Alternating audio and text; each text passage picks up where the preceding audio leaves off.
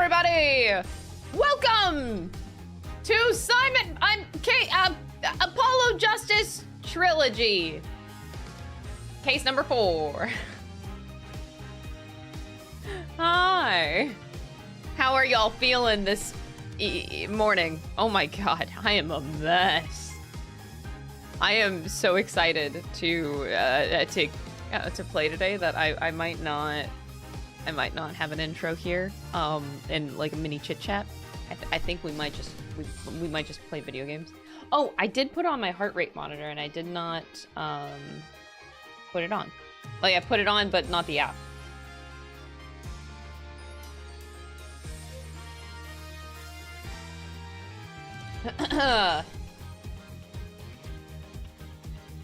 You weren't here for Dual Destinies, but I'm glad you like Simon. Who doesn't like Simon? If you don't like Simon, I don't even know what to say. Alright, we have our heart rate monitor on this time. I feel like it's best as we get like closer to the game. I meant to put it on yesterday, knowing that we were like going through finale things and like potentially moving on. Like, oh my god, I can only imagine what my heart rate was like whenever Simon came back. I can only imagine. Alright.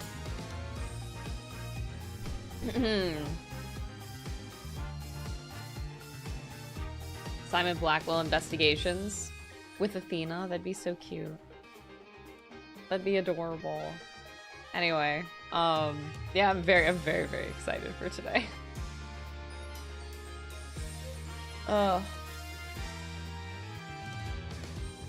Surely not 148. Yeah, I don't think that Simon can make me feel 148 types of hype.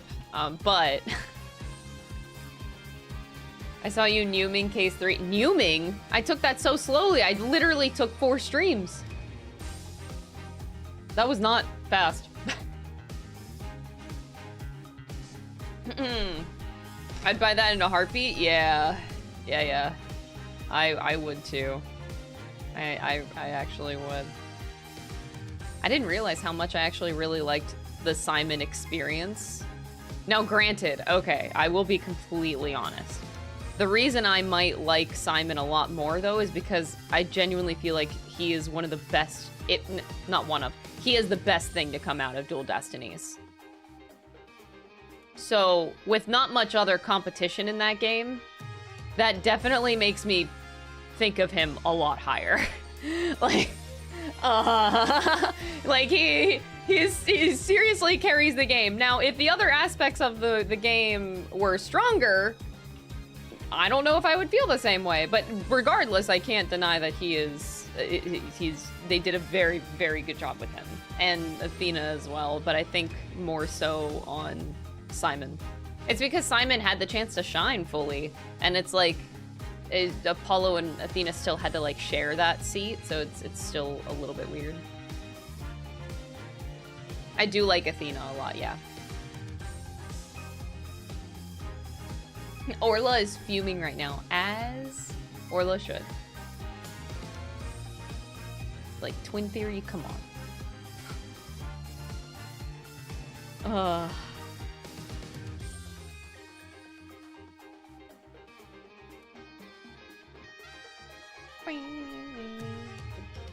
Yeah, there is Simon carried Dual Destinies on his back, and we love him for that.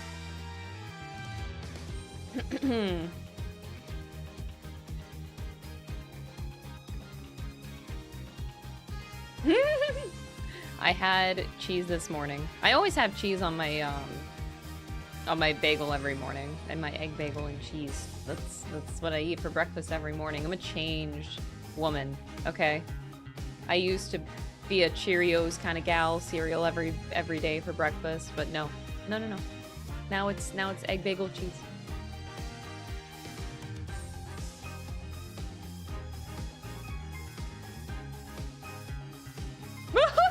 I love that comment. Apollo walked so anyone in his game could run.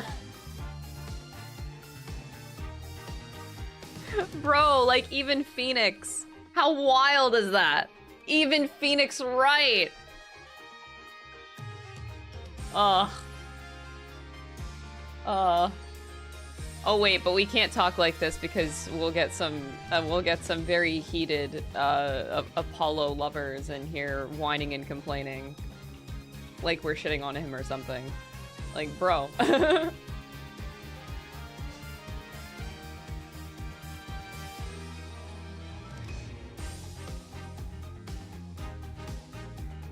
Yeah, it's true though. Yeah, it is true. That's why I'm sick and tired of people whining like, not this Apollo slander. Oh my god, I'm not slandering your character. He's a fine character. The writing is just ass around him. Oh my god. Own it. You know it's true.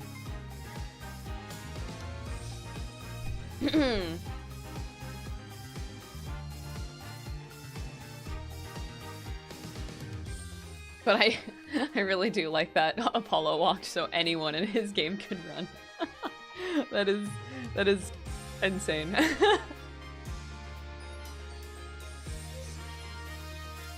Yeah. Hey, you know what? We still got... Well, clearly this case 4 is not the final case of this game. So we still got maybe a few cases left in this game. So we'll see how Apollo ends up. The relevancy with Dirk. Man, it could really do something. We'll see.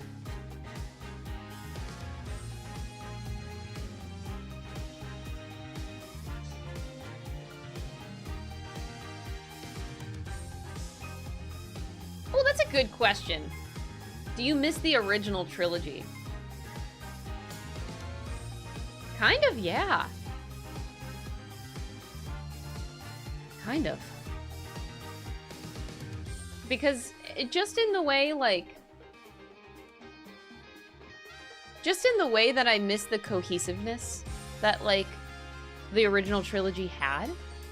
I really, really liked the flow and ebb between the three games. I feel like they made sense to an overarching scale. Like, you introduce the Phoenix and Edgeworth relationship, and then you also introduce the Manfred von Karma relationship, and then the second game explores Franziska's addition to that relationship, and then the third touches on Mia relationship, and that still ties into Edward. Like, the cohesiveness of the original writing in that trilogy is perfect.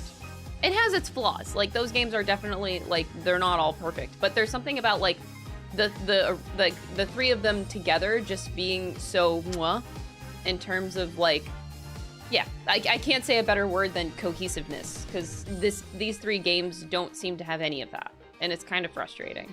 Not that they need to, but, like, it's kind of a mess from game to game to game, from 4 to 5 to 6, and it's like, it doesn't feel the same. It doesn't have the same punch. You might miss the original trilogy, chat, but do not want to miss buying the Ambi plushie. I'm so bad at plugging this plushie, I still haven't posted it on anywhere else, like Instagram, Twitter, or YouTube at all. Like, I need to sell my own goddamn product. Please buy the plushie. I'm a really bad salesman.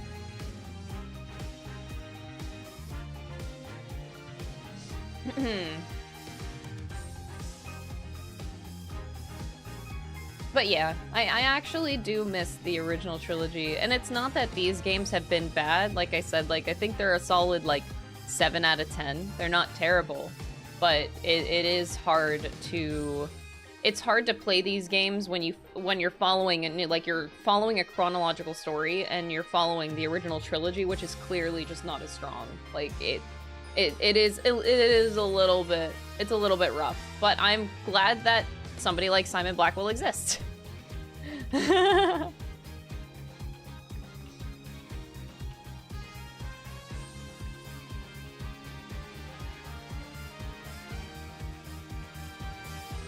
You saw my plushie from a makeshift ad? Oh my god, they're pushing my plushie more than myself. That's crazy. Okay. YouTube has been fucking awful lately. Okay, I'm gonna pin the rules at the top of this chat, and I can guarantee you no one's gonna follow it. But I'm gonna do it anyway. Read the rules, YouTube chat, please. I don't know what else to say. Sheesh. Okay.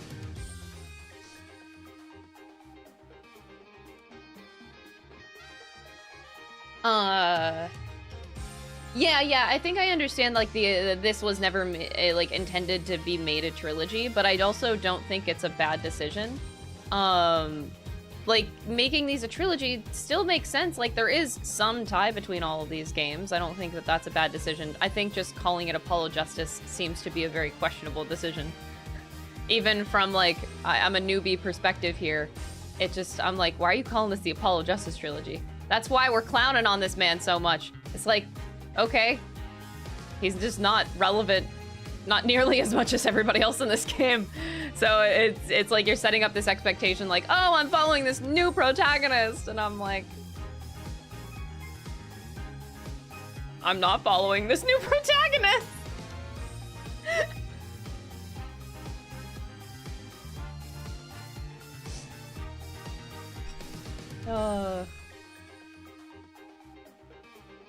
All right, I'm here now, Alan. I feel bad. I know we need more mods on YouTube, and I'm sorry about that. That's on me too. I think I might put out another, because we've grown a lot since the last time I put out like mod applications. I think I might put another set of mod applications on so that we can be more covered on YouTube side of things. I feel bad.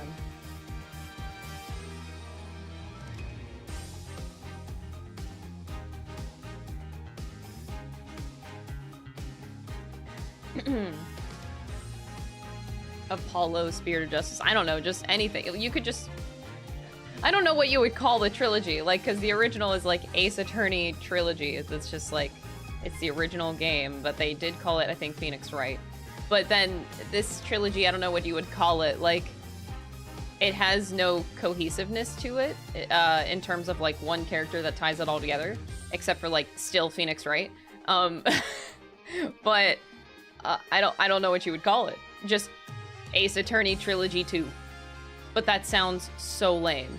So I can only imagine being in the writer's room and if you're like faced with these options, I can see why Apollo Justice Trilogy would win, because yeah, calling it Trilogy 2 is fucking weird. I'm gonna be real. Like, I feel like both options are terrible. Like, one's more accurate, sure. The other one might be more enticing to a new person to buy the game. Like, it's just, I don't know. I don't know what you would do. Lord Daddy Trilogy.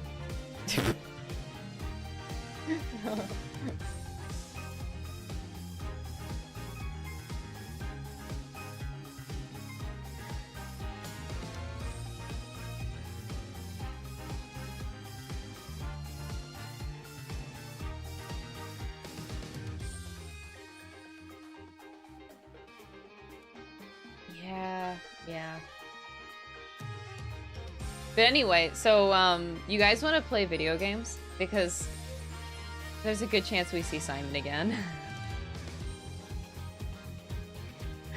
As soon as that, like, actually really great relationship came back, I was so onto it. I was so onto it. Oh, by the way, I think I take offense. There was a couple people yesterday that expressed surprise that I loved Simon so much. Ace Attorney, the new kids on the block. New kids on the block. I like that, actually. Thank you for the $5 super chat. No, because not because like I'm not allowed to love Simon, but the fact that apparently I only like men that are like gay or bi or whatever. I'm like, what? What? I couldn't comprehend that comment. I'm like, and then I had to go through all of the guys that I really like as characters, and I'm like, huh? Like, I thought Crystal only liked yaoi. I only like characters that are in yaoi. I'm like, what? That's wild. That wasn't even just one person. That was a handful. I saw 3 different people say that. I was like, what the fuck? Where are you getting this from? I understand, like, let's see. Akechi and Edgeworth. I don't even... Look, I do love me some Nagito, but I'll be honest, I didn't even sense the yaoi whenever I played Danganronpa too much. I only found about the yaoi... I found out about the yaoi after. I didn't even know. I just thought he was fucking weird. Shom's yaoi? No. Dion? Okay, Dion's a fair one. But, like, then there's, like, all these other characters. See, my first character I ever loved in all of gaming was Vincent Valentine. Dude is straight as fuck. Like, he is just full-on Lucrezia, and he was my first love of character. I fucking love Vincent Valentine. He was my first. But yeah, my god. I feel like I have so many characters on both sides that I was like so taken aback by that comment. I was like, what? I don't just like the yaoi, I just like good characters, man. Like, come on, just give me a good character and I'm gonna love them.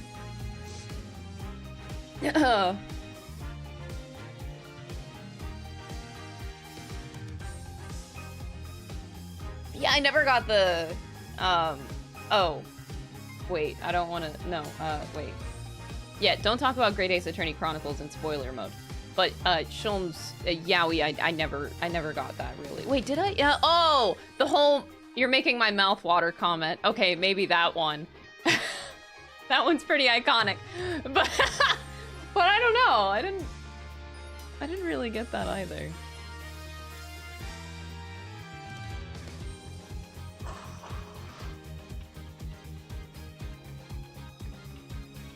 Yeah, I just like a good backstory, man. I think I like characters, well, I typically like tsunderes because I can relate.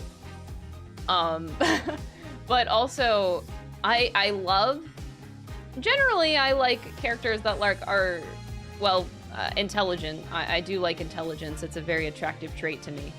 I love when people use some brain cells, man. That's probably why I hate the internet so much. But smart characters, typically, and then hard asses that are like complete softies inside. That's like, that's a big one.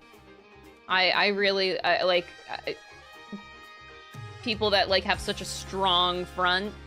They come up as such a hard ass, and then they're like they're just a softie that you just wanna hug like a teddy bear, man. Like Simon is that.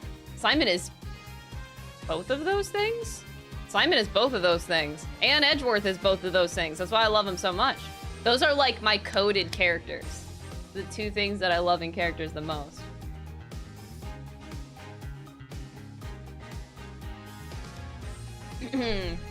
Oh no, we're not finishing this game before Friday. What's gonna end up being the schedule? So Friday we are gonna play Metaphor. It'll be a sponsored stream as well, so if you guys haven't bought the game already and you want to support the stream, just know that that's coming, a code link thing. I also am a lot more nervous for my Metaphor sponsor on Friday because I think I'm on a higher bracket of sponsor from Atlas, where I feel like I'm put in with like a lot of bigger creators, and I'm like very nervous because I'm not gonna match up to them. So I'm a little bit nervous. So yeah, please come to the stream on Friday. I really beg of you. I'm not gonna play the demo prior. I'm just gonna redo the I'm gonna redo the beginning of the game. I'm just like literally gonna start from scratch, even though I have already played the first 2 hours in New York. We're just gonna go through it. But yeah, so hopefully that won't deter people from like not wanting spoilers or whatever, because I definitely won't go past the demo on Friday. I'm really nervous for Friday, man. I don't know who else they sponsored, but the fact that they are asking me to go stream in evening time. Oh, it's an evening stream, by the way. So I'll be streaming from like 5 p.m. Eastern, I think is when I'll start my stream. That means they're real serious about this bracket, man. I'm a little bit nervous. They're trying to push for, like, peak streaming time, which is technically in the evening. I know F for your European ass. I'm so sorry. But yeah, it's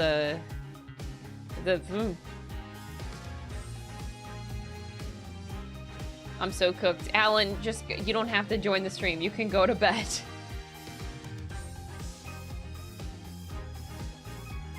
Yeah, I know. We'll see how Friday stream goes. But I'm very nervous. I almost just said Norvis. I'm just hoping it turns out okay. And the other thing I wanted to mention was the schedule. So we are going to start playing Metaphor on Friday. What we're going to do is have a schedule of Metaphor will be played on every Tuesday and Thursday. And we're going to play Spirit of Justice every Monday, Wednesday, and Friday of the week until we finish Spirit of Justice, and then it'll be Metaphor every day. So I think that's like the best schedule I can come up with. So 2 days a week will be Metaphor. It'll allow people to like play the game ahead of me if I'm only doing 2 days a week. But I don't think it's going to take me longer than 2 weeks to get through Spirit of Justice like the rest of this game. I don't think it'll be longer than 2 weeks. So that's going to be the schedule for the next week. I'm not like trying to push Spirit of Justice to be done any sooner, basically.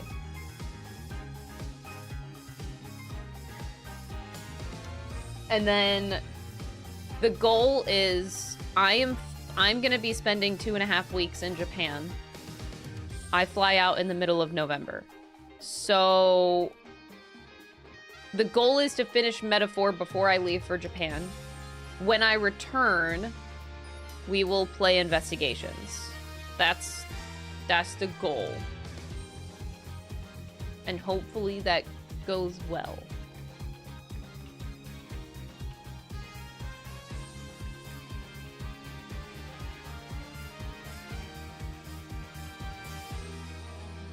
I'm trying to get Spirit of Justice to last as long as possible. No, it's not even that. It's just like, I don't like rushing games. I like the pace of like playing 3 to 4 hours every day. And I'm not gonna like try to push for faster when I'm just having a good time. Like I just keep the same pace as I normally do. It's like, why rush it to try to get it done before Metaphor? It's like, I can play both at the same time. That's okay. I'd rather not rush. Yeah, it's more about enjoying the experience. I thought about rushing. The past, like, 2 weeks ago, I had the question of, like, okay, we're clearly not going to finish Spirit of Justice before Metaphor comes out, so, like, what do we do? And I just decided to do nothing. Just do what I normally do. So, I return from Japan in the beginning of December, so Investigations... I'll have 3 weeks to play Investigations, which I actually don't think is enough time to, because I'll be away for Christmas as well, to spend time with my family. It's a lot. I hate that I have 2 trips back to back, but I'm not sure how that's gonna work for like the Christmas thing quite yet.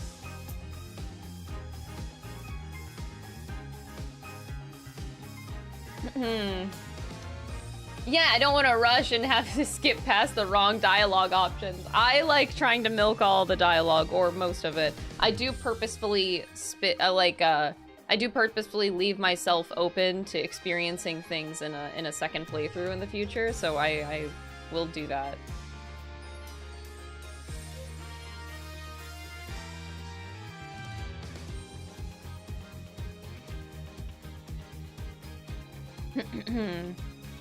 I'll be honest, I don't know much about Dead Rising or anything. Silent Hill 2 I probably will play eventually, after I finish the Resident Evil franchise, potentially. You know, next Halloween season. Right, guys? Right.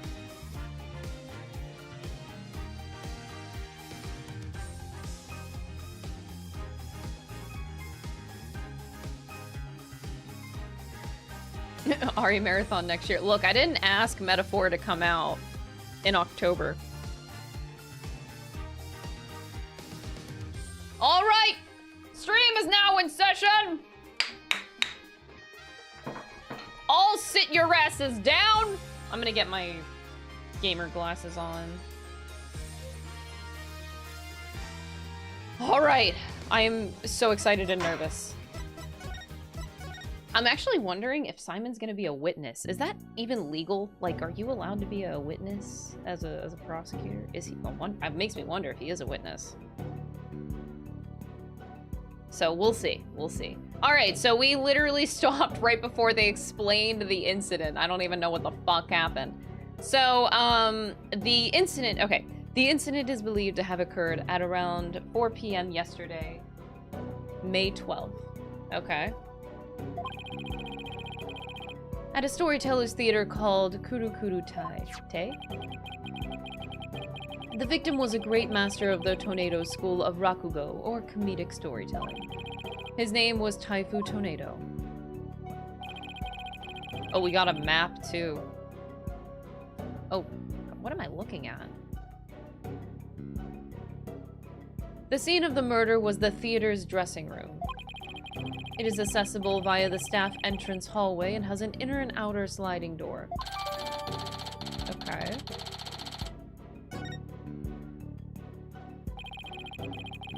Oh! Oh my goodness. There's so much going on. The fact that his face is in the bowl is such a disrespect. Who committed this murder? Oh my god. How could you do that to somebody?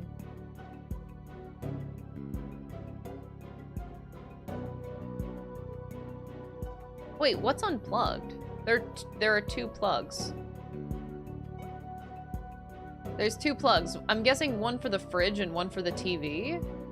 So the fridge is plugged in clearly because the light is on, but the TV is actually not plugged in. Wait, what? Wasn't he watching TV in the anime cutscene in the beginning? What? Confusion. Okay.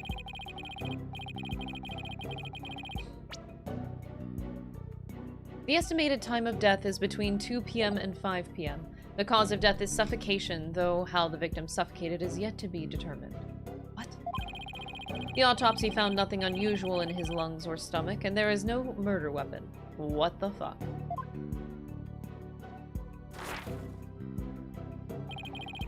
I will now submit the incident report to the court. Can you suffocate via bowl over face? You just like... So like, he's eating his soba, and then somebody comes up behind him and, like, shoves the bowl in his face until he just passes out. But, like, ain't no way that you're suffocating from bowl to face. That would be a sure as hell way to go, man.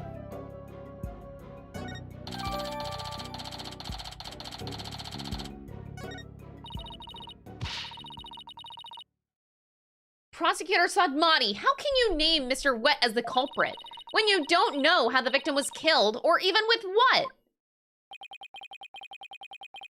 While it is true that the weapon and precise method are as yet unknown, the accused is the only one who had the opportunity to commit the murder.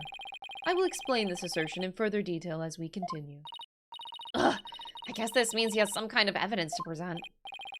Now, would the accused care to plead his case? Come to think of it, where is the defendant, Miss Sykes? Sorry, Your Honor, but I'm afraid Mr. Wet isn't feeling very well and is resting in the infirmary. Surely it is the lack of clear conscience that impedes him from facing this court. Great! Starting off on the wrong foot already. Mr. Wet is the head chef of a soba shop frequented by the victim. On the day of the incident, Mr. Wet went to the theater at the victim's request. Taifu Tornado was a connoisseur of soba, and as you see in these photographs, he was apparently making soba himself in his dressing room that very day. Oh, holy shit. I just realized that is that a cutting board? I've never seen a cutting board that fucking large. Whoa. The soba found at the scene is likely the soba he himself made there. Liking soba is one thing, but making it in a theater dressing room's a bit much, non? Master Tornado truly had a passion for soba, didn't he? For a man like that to be murdered by a soba chef is simply unthinkable. And yet the accused had ample motive. For in the victim's safe, we discovered the deed to the accused's shop. Mr. Wet was to inherit Wet Soba when he lost his father recently. However, it's believed the victim stole the shop's deed during the transfer process. But he was already gonna get it? The prosecution believes the accused killed the victim in order to get the deed back.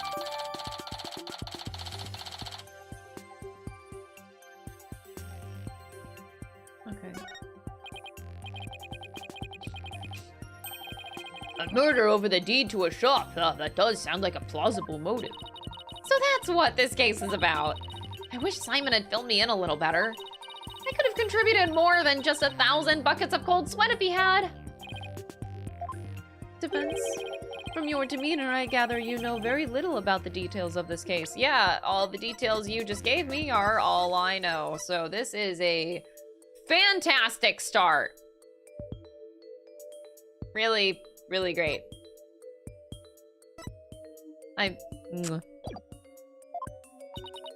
Well, you see... You are dishonoring the soul of the victim by appearing in the courtroom unprepared. You are an embarrassment to your profession. You putrid egg yolk. Okay. I'm sorry! Apollo's a red pepper and now I'm an egg yolk? We've only just started and I've already been demoted from spring chick. I am ready to call my witness, Your Honor.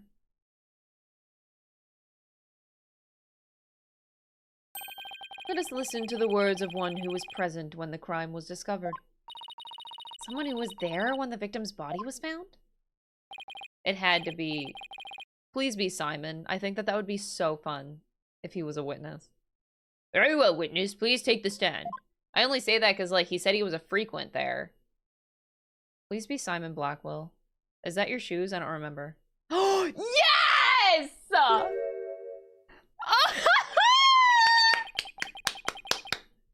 Oh, that's so fun! Yes! Witness, please state your name and occupation.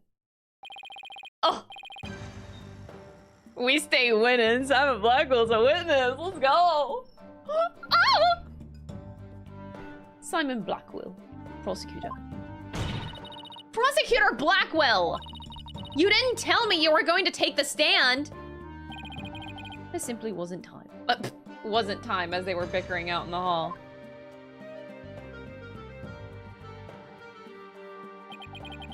What a shame, Prosecutor Blackwell.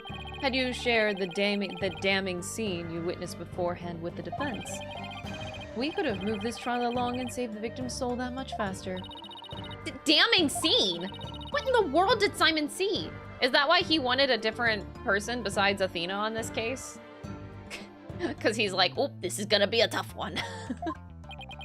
He saw it and he's like, ah, shit. Prosecutor Sodmati, was it? Before I give my testimony, there's something I'd like to confirm. By all means. This case involves rakugo, a very traditional form of Japanese comedic storytelling. Do you have enough knowledge of this art form to handle the case competently? Oh, he's so passionate. Are you implying that I am not qualified for this case? See, this explains so much more. I was sitting here wondering, like, why Edgeworth had to call Nayuta to travel across the country to prosecute this case when Simon's, like, literally standing there. But it's because he's a witness. He probably can't prosecute and be a witness at the same time. And then, like, but, like, come on. I'm sure Clavier's got to be around. Like, do they really got to keep going for Nayuta here? Like, Clavier, where are you? Like, you got to fly this guy around. Like, come on. What the fuck? Not yet. I am simply trying to ascertain your familiarity with the topic for now. It is a prosecutor's duty to learn the background of any case he takes on. I did some research on Rakugo last night and have grasped the overall idea of it. How much could you possibly grasp in a single night?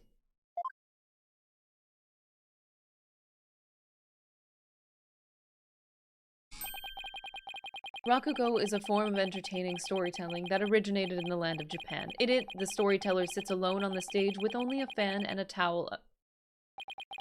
And the Rakugo artist tells long, whimsical stories, giving each character a distinct voice. This traditional art was originally invented by monks to make sermons more interesting.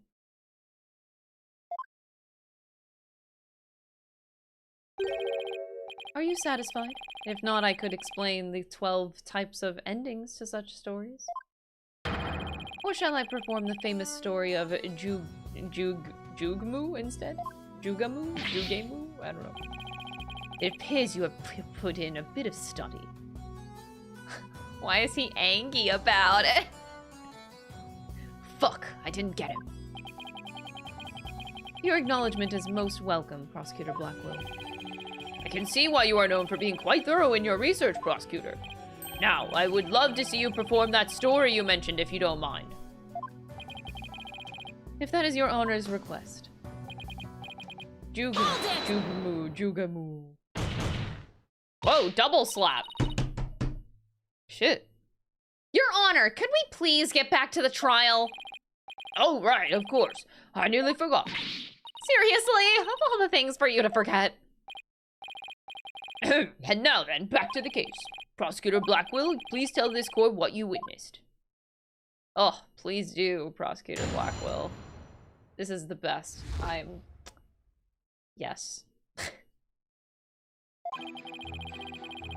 I went to the theater yesterday and arrived at approximately 4 p.m. I went straight to Master Tornado's dressing room to say hello. Bucky went into the dressing room thereafter, only to come storming out a while later. That does not look good.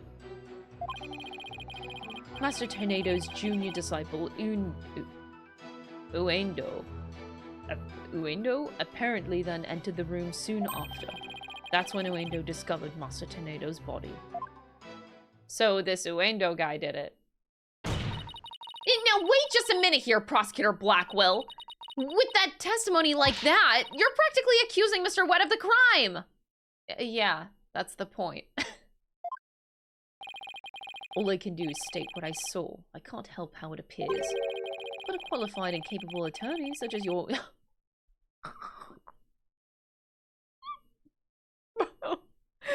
Why you gotta be like that? But a capable attorney such as you should be able to dispatch with it, right? The sass. Give me more of it. Well, yeah, duh. All right, I guess I better start by getting out all the info out of him that I can. Your Honor, I really do love Simon Blackwell way more than I thought I did even. Holy shit. I'm like I'm like in the process of surprising myself with how much I love this man. Prosecutor Blackwell, what did you go to the theater for in the first place? I went because I had received an invitation from Master Tornado. Here, see for yourself. It was a special show commemorating his junior disciple Uendo's promotion. It was also on occasion to announce the boy's succession to the stage name of Uendo 2. So what exactly does it mean to succeed to a stage name? You really don't know, do you? In the performing arts, a name succession is when an artist inherits a predecessor's name. Yeah, think of Trucy. So there was another Uendo Rakugo artist before, and this disciple succeeded him, huh? And what exactly did your invitation say? It contained a simple letter of salutations and an outline of the show's program. Oh, it appears Typhoon Tornado was going to perform Tokisoba and Time Soba. What? He's famous for his masterful pantomime of eating soba using only his fan as a prop. And Uendo was to perform Soba Se, or Soba Glutton, a soba-themed show, I see. It seems you know a thing or two about Rakugo yourself, your boldness. The first to perform was the senior disciple Geiru, followed by Uendo. And lastly, Master Tornado. That is very specific. Oh, okay. I see. So that's why you happened to be at the Storyteller's Theater yesterday. So what happened after you arrived?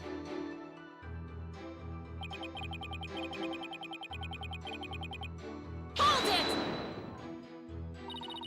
And how did Master Tornado appear when you said hello to him? I went with the intention of greeting him, but ultimately we didn't actually meet. You didn't see him? Why not? Geiru escorted me to the dressing room, but we heard the sound of Rakugo being performed from within. Thinking the master was rehearsing, we decided to wait in the hall until he was done. Oh boy.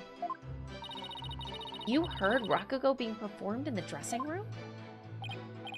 Yes, not just me, but Geiru as well. In other words, you can confirm that the victim was still alive at around 4 p.m.? Correct. But you didn't see him. He definitely could have been dead. The TV also playing. You could have heard voices from the TV, but oh, I don't know. According to this picture, I'm not so sure the TV is on. So But in the the anime cutscene is really throwing me off. The TV was on in the cutscene, but like, anyway. Maybe the victim unplugged it because it would have been evidence of what happened. Oh, not the victim. Sorry, the murderer. So what if the person that did it unplugged it? Maybe. I shouldn't rule that out either.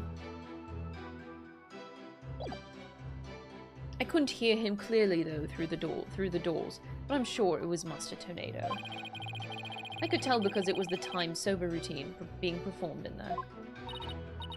So that means the victim was killed sometime after that. Are we sure?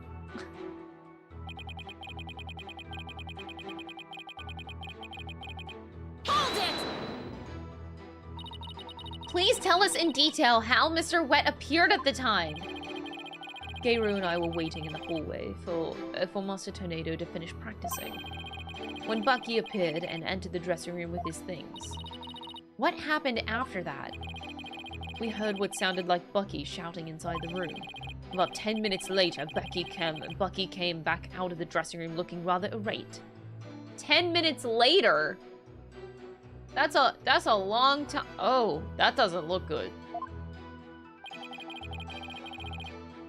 This is most likely when the murder was committed. The victim was an elderly man. It would have been entirely possible to kill him within the span of 10 minutes. I better come up with some kind of counter-argument and fast! Whew. Hold it! What do you mean by apparently? Didn't you see him go in? No, I couldn't. I wasn't able to see the dressing room door from where I was standing at the time.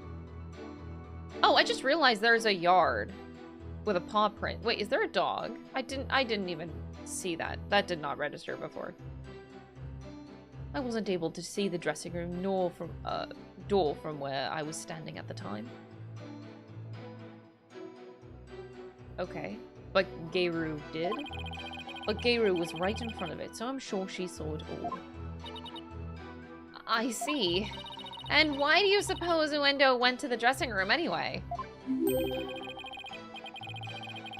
Leo, thank you for 50-month resub. Holy shit. I really appreciate that. He had just finished his routine, so he was making a courtesy call. A disciple is to pay their master respect right before and after each performance. And all disciples are expected to do this? Yes, it's common courtesy among Rakugo artists. I see. Could you tell us what happened after Uendo went into the dressing room? Certainly. Why are you so angry when you say that? Certainly. Ugh. Well, Simon. Hold it! And how did Uendo act at the time? After Uendo had been in the dressing room for 2 or 3 minutes, we heard a scream from inside the room, and Uendo came flying out. Did you hear any signs of a struggle at that time? No, just Uendo's woeful scream.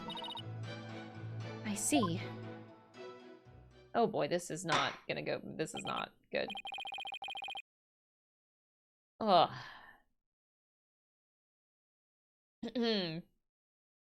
Well done, Prosecutor Blackwell. Your testimony has given us quite a glimpse into the sequence of events.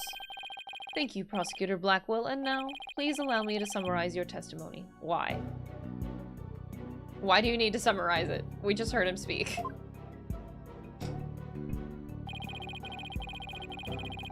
While Prosecutor Blackwell and Geiru were in the hallway waiting for Master Tornado, the accused came along and entered the dressing room with some items in tow. He was heard shouting for a time inside the dressing room. And about 10 minutes later, he came back out of the room, seemingly rather angry.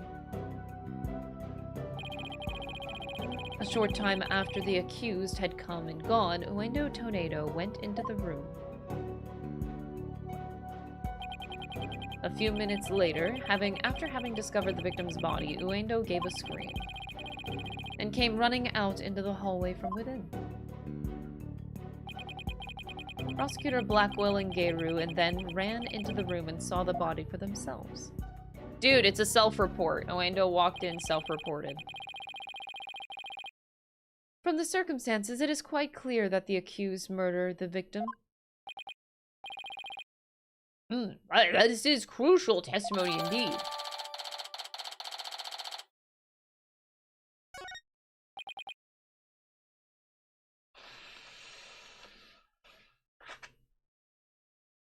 Defense. An eyewitness has given conclusive testimony. Why not let it all go now and allow the victim his last rites? Not in your life! If Uendo went into the dressing room too and was the first to discover the body, then who's to say he didn't commit the crime?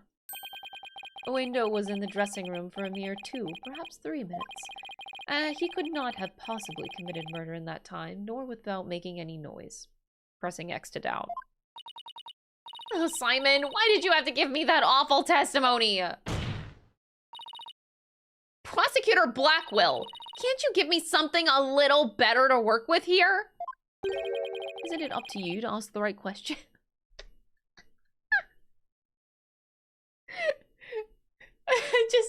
I just imagine that this is like a really nice way to say, like, skill issue.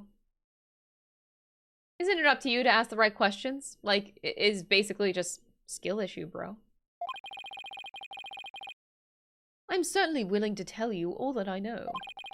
So if you truly are as capable as you claim, then draw out what you need yourself. There is no time for your twisted games, Prosecutor Blackwell.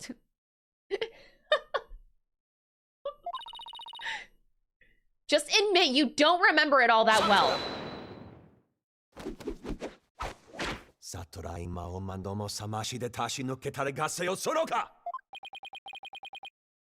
Prosecutor Blackwell, watching you conclude with a defense like this, I see that you are no prosecutor.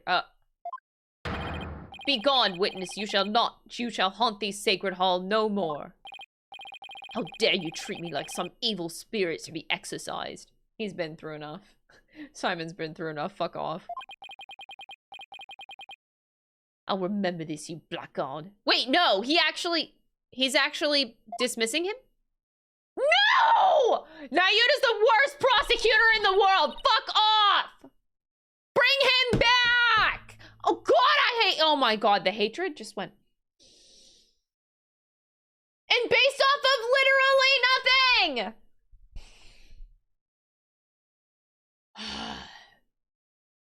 Don't worry, Prosecutor Blackwell. I've got this. Would I have my way, he would not be the only one here to step down. You, half-boiled putrid egg yolk. Ew, I object to the notion that I'm a gooey, smelly mess. Prosecutor Blackwell's testimony was like the lowly opening act of a Rakugo show. Bring him back. He may hold the title of prosecutor, but this time he stood on the side of the defense. He didn't take any sides. What? What? Like, am I missing something here? Or, like, that just totally didn't happen?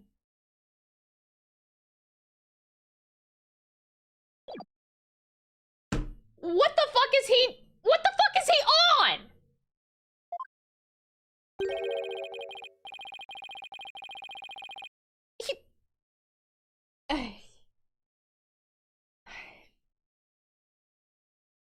To restore balance to this trial, I would like to present an actual witness for the prosecution.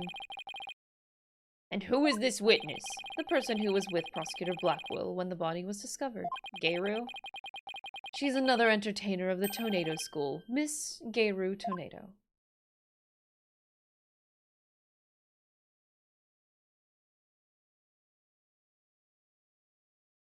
Oh, holy shit.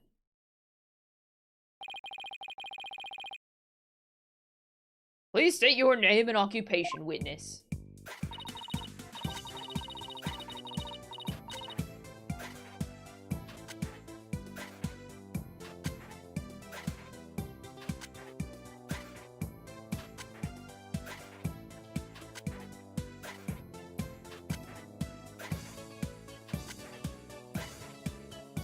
It's in time with the music. Oh, no, it's not. It's slightly off timing with the music. Oh, that's so infuriating.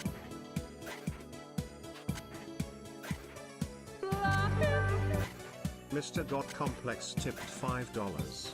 Nayudel, Black Quill wasn't a complete asshole to the defense, so clearly he must be evil. That was complete bullshit, and now I'm really upset, and I want Simon to come back. Thank you for the $5 super chat. I don't even know what voice to give her. Hello, everyone! I'm here to represent the Tornado School with a twisty twist twist! And balloon! There you have it, a stunning balloon hat! It's me, the balloon artist you all know and love, Gayru Tornado!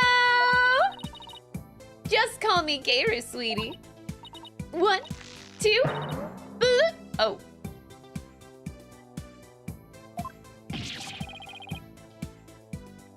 Bro, what a way to capture your audience's attention. Yeah, chat, I can definitely... It is not hard to see how it captured your attention. I dare say I can't take my eyes off of those balloons. Please tell me you're talking about the hat, Your Honor.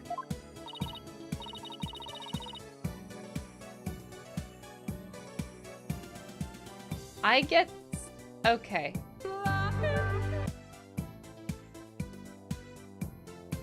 PJ, I don't know what currency this is. Thank you for the 10-something super chat. I appreciate it. Miles. Oh, Mr. Judgy, I'm so glad you liked my performance. Would you consider joining my fan club? Pretty please? Please twist me. Who said that? Oh my god. What is wrong with you? Oh, absolutely. And please save our fanboying for after the trial, Your Honor. Anyway, Gayru, I can't help but notice you seem awfully cheerful for having just lost your master. Of course I'm sad, but Shisho would scold me if I didn't put on a big smile. Never show sadness. Smile, smile, smile with a twisty twist twist. And balloon! There you have it, one gorgeous cake. I see. I guess an entertainer gotta do what an entertainer's gotta do.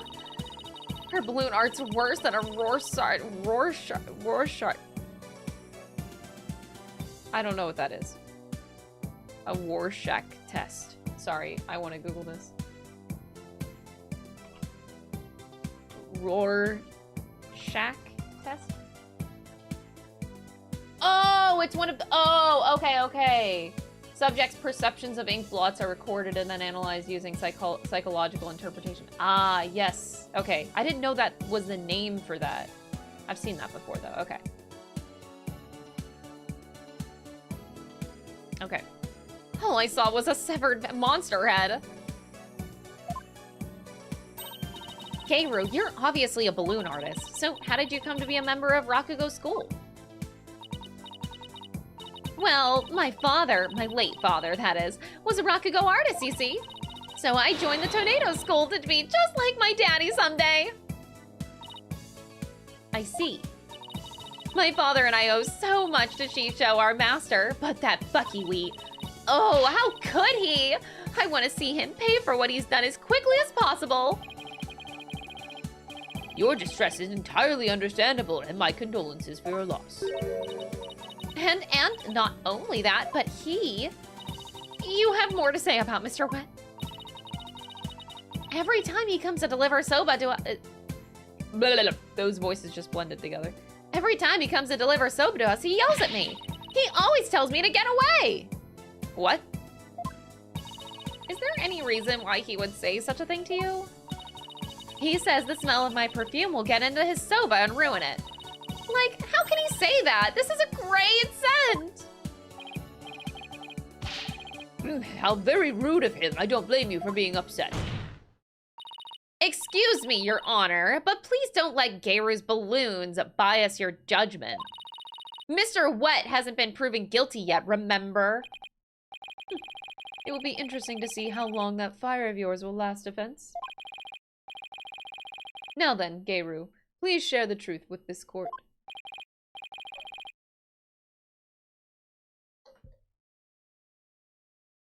Yes, Geiru, your testimony, please.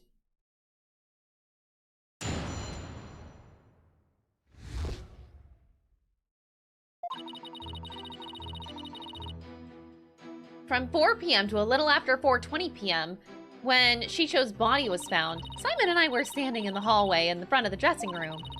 Before Oendo discovered the body, the only person who had gone in there was Bucky. Come to think of it, a little while before Bucky showed up, Jugemu?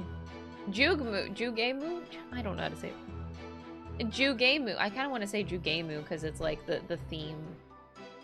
But Jugemu was more barking like mad. Barking? Oh, is that the dog's name? Oh, I did not put 2 and 2 together. Oh. Prosecutor Blackwell, do you have any objections to this witness's testimony?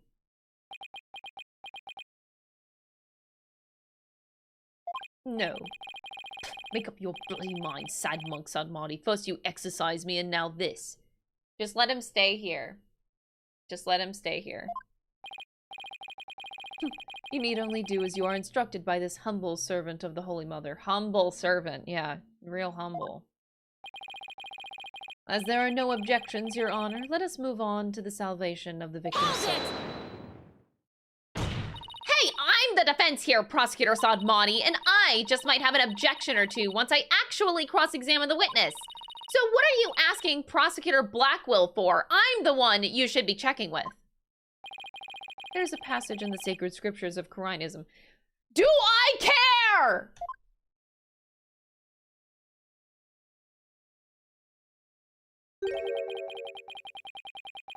To stir the wind is beyond the power of a spring chick.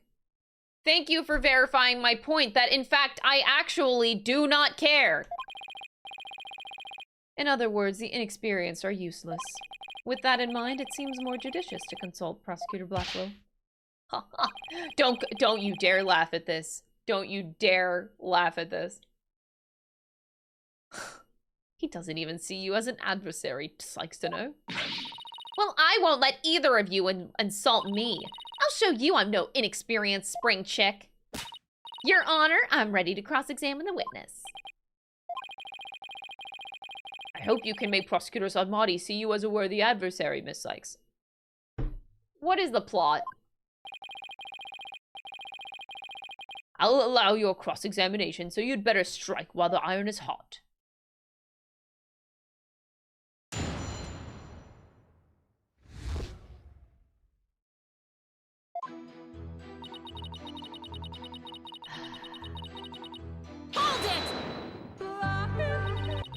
Pikes Peak Audio tipped $5. Simon be like lol Athena, he sees you as a noob, better get good, scrub. Thanks for the $5 super chat. So the murder must have happened sometime in those 20 minutes, correct? But 20 minutes isn't a lot of time, is it? I don't know. I mean, what do you want me to say?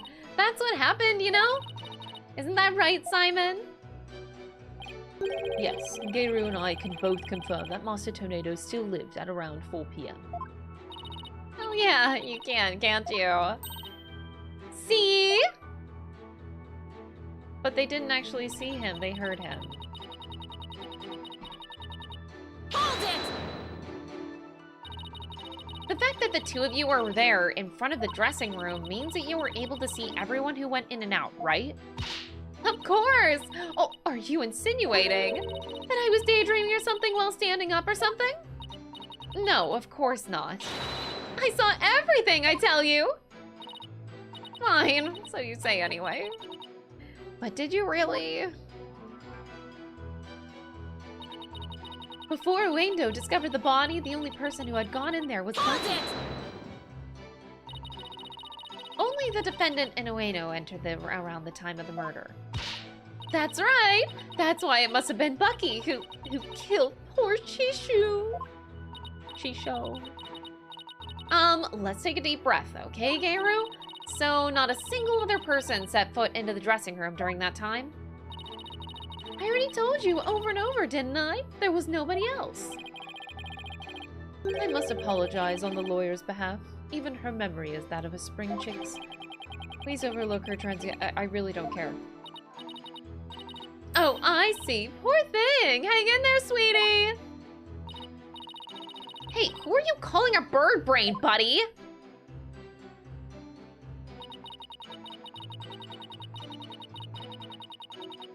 Hold it!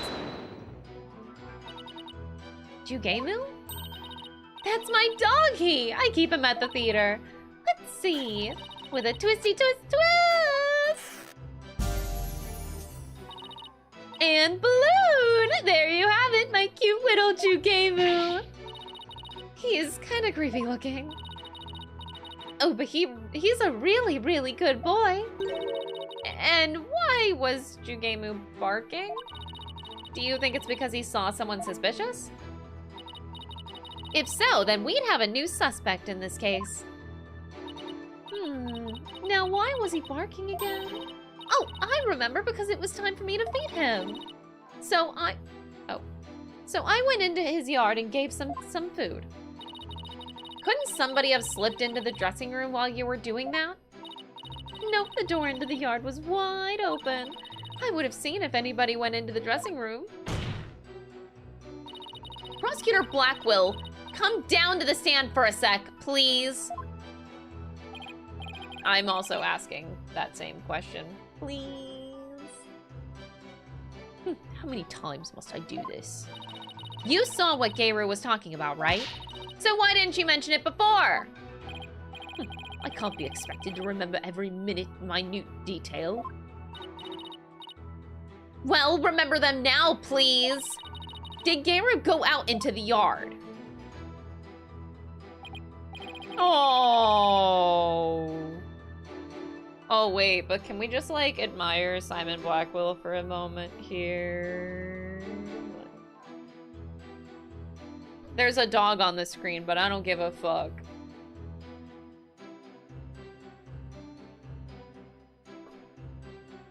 He's so fine, ain't he, though? Like,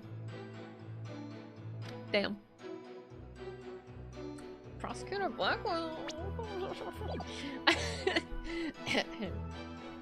Yes, I remember now that she went to feed Jugemu, and I saw her looking towards the dressing room quite frequently as well. Why? Do you recall anything else? It looked as though she was feeding the dog a great quantity of dumplings or something. Jugemu couldn't finish them all, so he buried the rest in a corner of the yard. That's about all I can remember. Don't smirk at me. Every time he, like, makes this particular face at the camera, I just, like, my heart just, woo! Ah! It has, like, the exact same effect as, like, when Edgeworth smirks at me, too. It's like, fuck.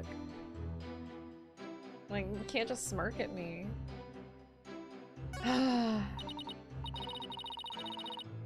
It looks like Gera was telling the truth. Your Honor, I'd like Gera's last statement added to her testimony. As you wish, defense. I was in the yard, but the door was wide open so I could keep watch on the dressing room. I want to read exactly what Simon's statement is again. Master Tornado was confirmed alive at 4 p.m. Bucky Wet entered the room at 4:10 p.m. and left at 4:20. Uendo discovered the victim's body upon entering the room after Bucky left. Diz Island 49 tipped $5. Fine like Apollo Justice. I mean, sure, if that's what you're into. Thank you for the $5 super chat. Before Bucky came to the theater, Geiru was outside feeding her dog a number of dumplings.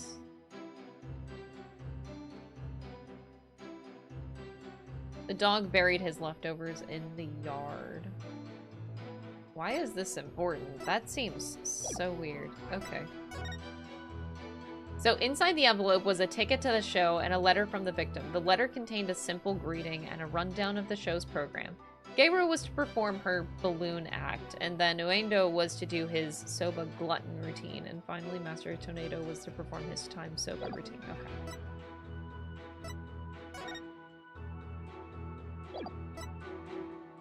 Jesus. Okay. Hold it! You know what this means, right, Geiru? You weren't in the hallway at the entire time, were you? Well, okay, so I did go out into the yard, but it was just for a second. And the yard door was wide open, so I could still see the dressing room the whole time. The door was open, so she could still see the dressing room? Prosecutor Blackwell, I need you on the stand again, please. What am I, your lady in waiting? Do you remember anything about the time Geiru was in the yard? Simply that Jugemu buried the food he couldn't finish in a corner of the yard. That's all I can remember. Thank you. I didn't really need to hear about the dog again, though. When I finished feeding Jugemu, I returned to the hallway. And then I saw Bucky go into the dressing room, no question about it. Okay, so, around the time of the murder, Geiru and Simon were hanging out just outside the dressing room. Guess I'm gonna have to find a flaw in there somehow if I want to get anywhere.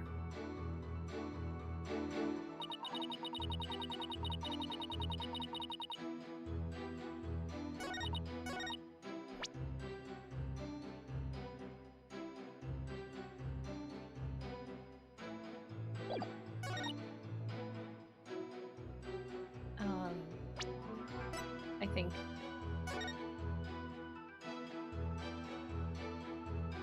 But, okay. Yeah, this is... Okay, I'm just... Objection! Yeah, okay.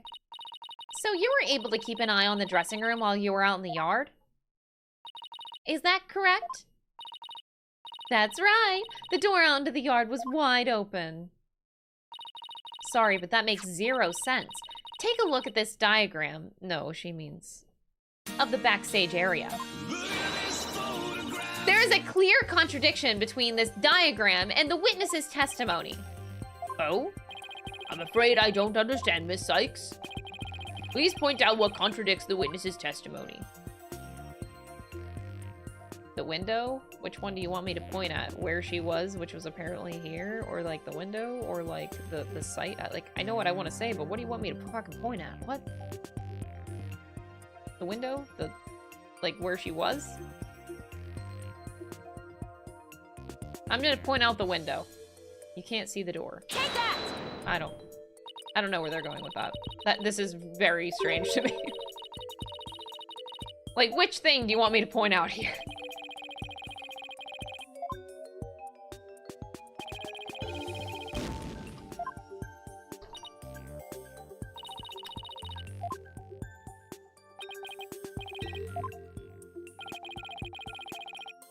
Okay, we'll try the door now. Take that!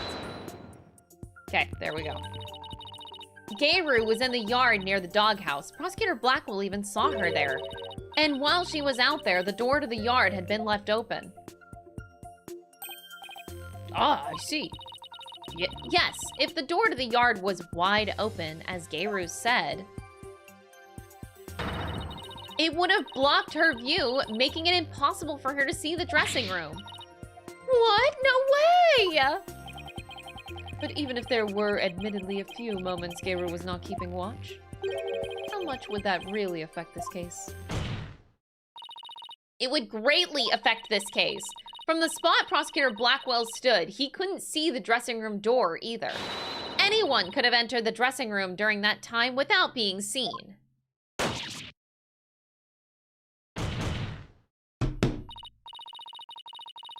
Gayru, why did you try to hide the fact that you weren't watching the dressing room? What? Objection! Hide the fact? You speak as though you think that she had something to do with the murder. Rather than deliberate deception, it was more likely a simple oversight, right, witness?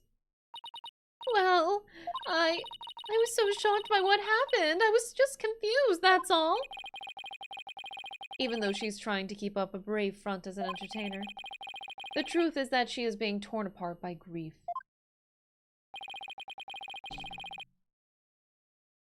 For her mind to be in turmoil is hardly unexpected. Yes, it must be very difficult indeed. To a disciple, one's master is akin to a real parent. Surely her shock is immense. The way this lawyer tries to pin the blame on this poor soul at the first opportunity. All I can say is the defense attorneys are heartless creatures indeed. But that wasn't what I was trying to do! Is it beyond your comprehension, defense? Your unskilled argument is scarring this witness even further. And if we ask the people of this courtroom, I am sure that they would agree. What, the gallery doesn't get a say in this? Are you afraid to find out that they think ill of you? Or that perhaps you are in the wrong? Listen to them now when that keen sense of hearing you are so proud of. Wow. He's right, that was harsh. She didn't have to go that far. I feel kind of sorry for the witness and why that lawyer's outfit so yellow. Well, okay. What the fuck? No, I was just trying to find the truth. Why is this whole gallery siding with Prosecutor Sadmati? The people understand. They know what is right and what is wrong.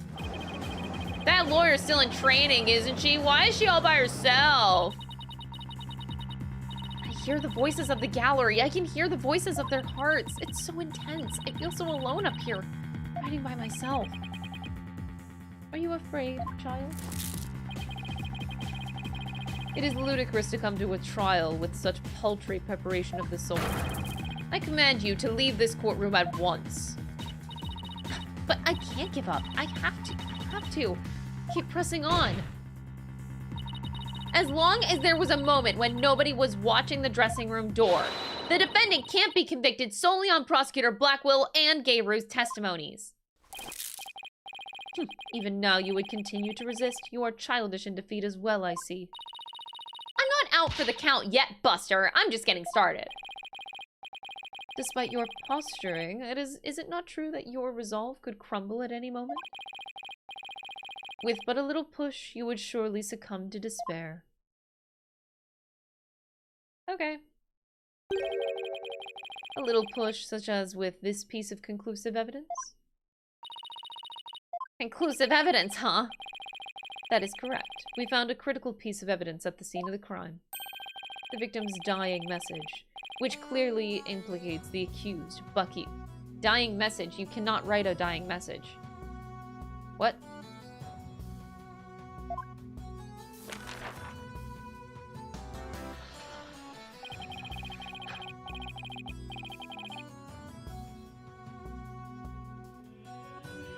Look at these Japanese playing cards known as Karuta, lined up on the table.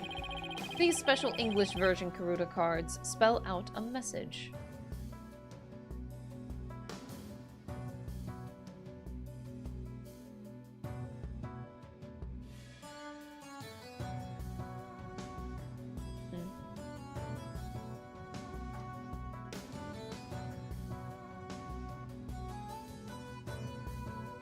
What?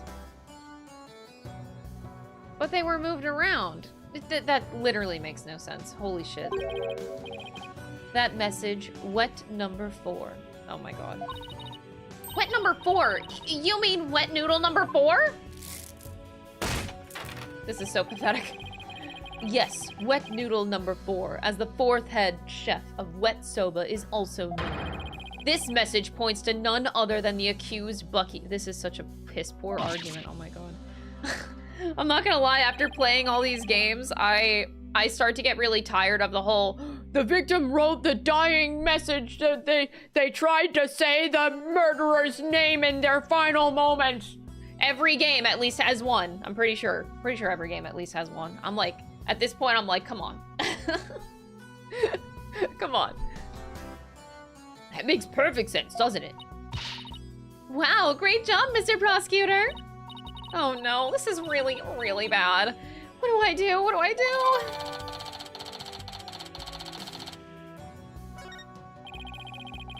Would you still carry on your futile fight in the face of this irrefutable evidence? You can say whatever you want, but we won't know. It is cruel to give the accused false hope. You will only compound his suffering.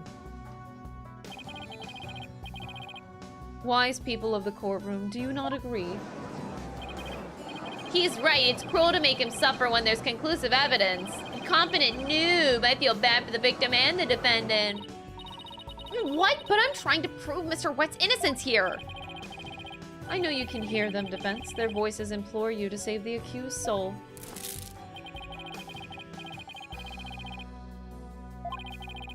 You lack the confidence with which to accomplish anything meaningful here. Is he right? Is this too much for me to handle on my own? What good is she doing anybody? She should just quit right now! Now, defense, leave everything to this humble servant of the Holy. Silence! Oh, yes!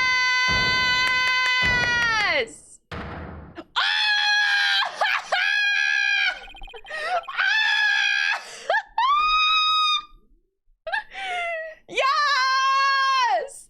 Yes, my bitch! Ah, he's so back! He's so back! Let's go! Ah! He's holy shit, that was awesome! He's trying to use your keen sense of hearing against you to manipulate the trial, Athena. What a cheap trick for a supposedly holy man. Oh! Holy shit! That is hot! Oh my god!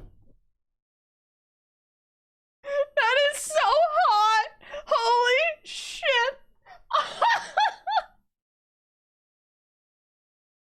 I cannot. Oh. Okay.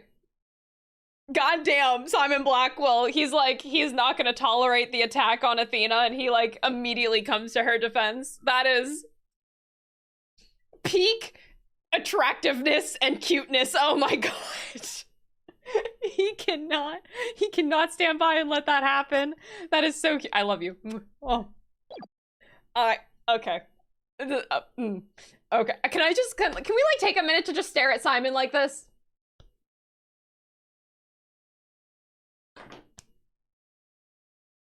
Like, just appreciate this. We get to see the backside, like this angle of his pose here. This is amazing. This is peak fiction. Oh, the way he immediately came to her defense. Oh. Oh.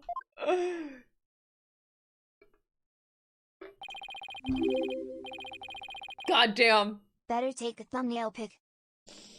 Nope, I'm good. I'm good. Holy shit. Okay, I'm fine. I'm fine. Peak cinema. Peak cinema. And you fop doodles in the gallery, can't a man watch a trial in peace? This inexperienced amateur is about to turn this trial around.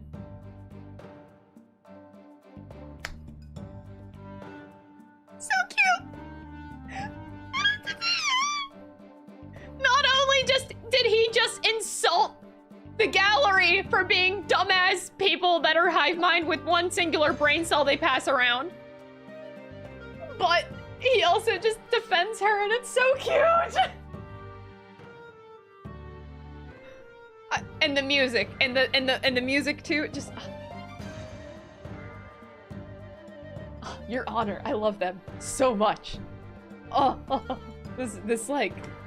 This relationship is peak. Simon Blackwell is coming after my heart, though. Holy shit. Does this prosecutor really think he can turn things around? The mood in this courtroom is starting to change. Yeah, you owe Simon a lot. Prosecutor Blackwell, what are you doing at the defense's bench? I grew bored of watching from the gallery.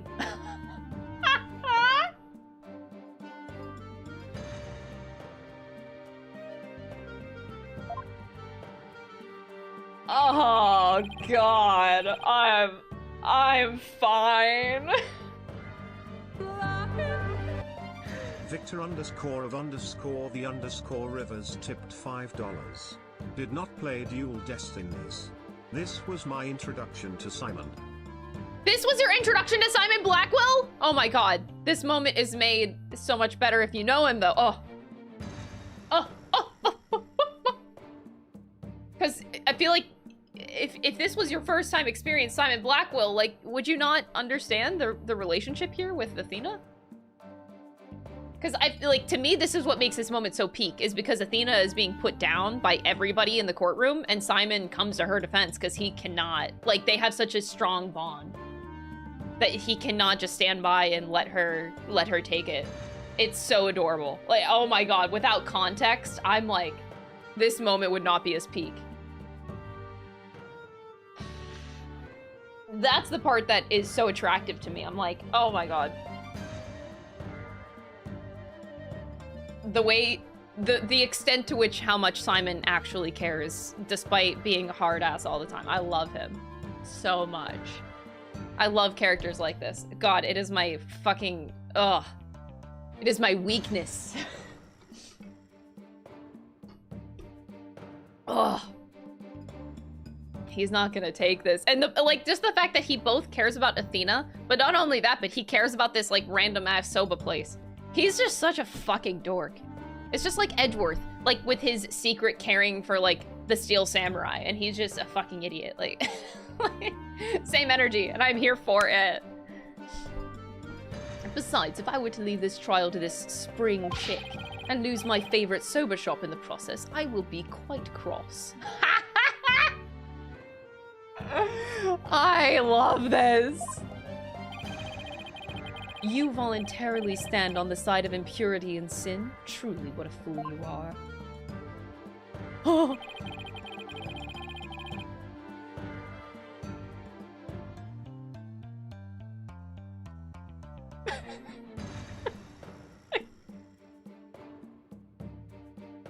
I am weak. I am weak.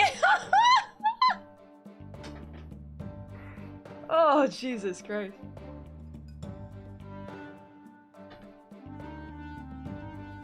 He is really fucking attractive, dude.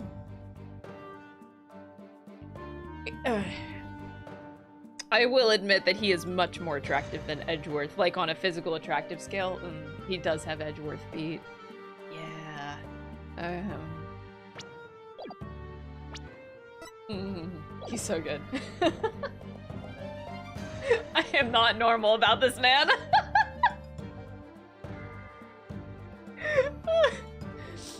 To think he was so easily manipulated by his parlor tricks. Oh. One of the reasons I ship Cycle so much. I don't think I ship them.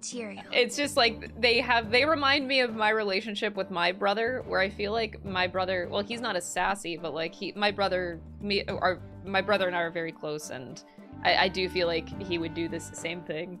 It's just, it reminds me of my own relationship. I love this.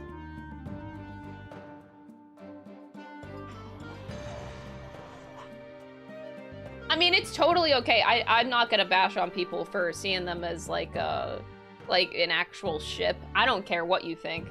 Just for me, I think it just feels a lot more familial with like further inspection into it. And I'm like, yeah. Well, I don't care. You be you. You be you. Ugh. What happened to qualified and capable Athena? I just let my guard down a little bit, but it won't happen again. I see a new sprite and I'm just gone, dude. Like, what the fuck? Dude, the game keeps on shooting me in the heart with all these new Blackwell angles, and I'm like, it's like I'm getting barraged with bullets, and I'm like, fuck. How do I stand this? Holy shit. I'm not normal about Simon Blackwell.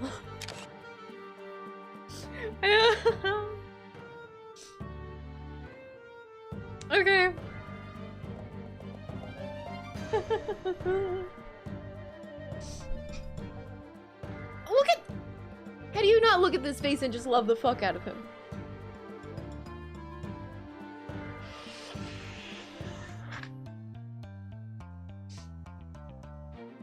Oh, okay. I'm fine. Deep breath.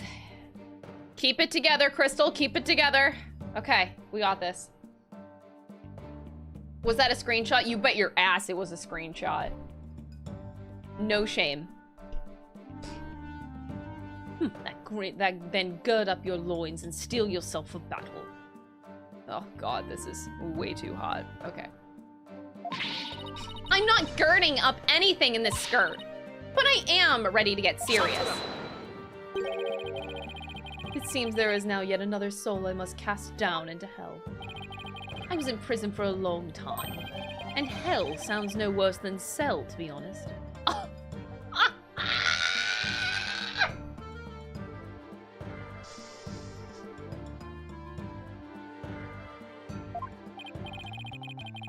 I can get so behind Simon attacking Nayuta. I can get behind this. Keep going. Keep roasting this motherfucker.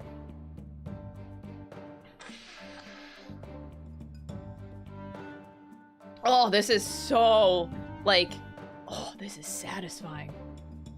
Ah, but the fires of hell will not be the end of your suffering. For the sin you have just committed, you shall surely be reborn as a panda in your next life. I mean, he does kind of look like one. A white and black reverse panda, that is. Tell me why I care. And you shall be put in a zoo to be exposed to public ridicule.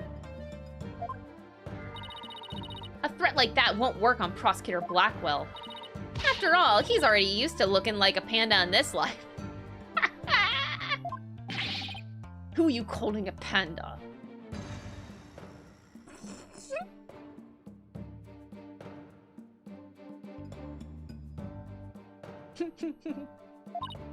Sorry! I see that you are both prepared to face the fires of damnation. Geiru, thank you for your service. You may step down now. Okie dokie! Bye-bye, balloon!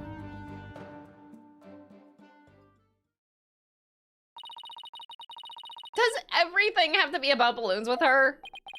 Yeah, her tits are probably also balloons. Now then.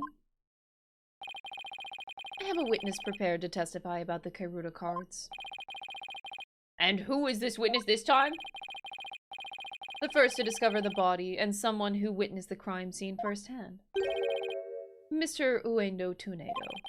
The time has come for that ponytailed pair over there to finally let it all go and move on.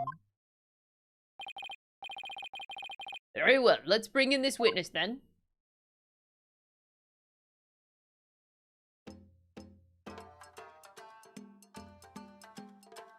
Oh.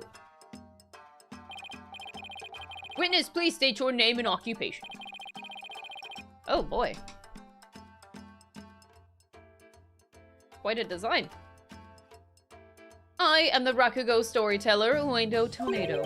Even if my performance isn't worth watching, I will certainly watch my words. I wouldn't want to say anything thoughtless and get arrested. My favorite witness in this game. Thank you for the 40 months, I appreciate it. After all, that'd be a Raku no-no. Thank you, everybody. Good night. Wait. Hold it! He just left.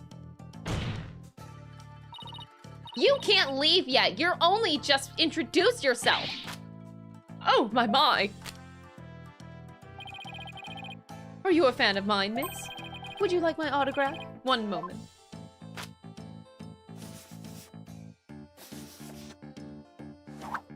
Whoa! Ow! What do you think you're doing? No need to stand on ceremony. My fan deserves a fan after all. Oh my god. A fan for a fan. Nice one. Do you guys think Simon and Athena share scrunchies? No.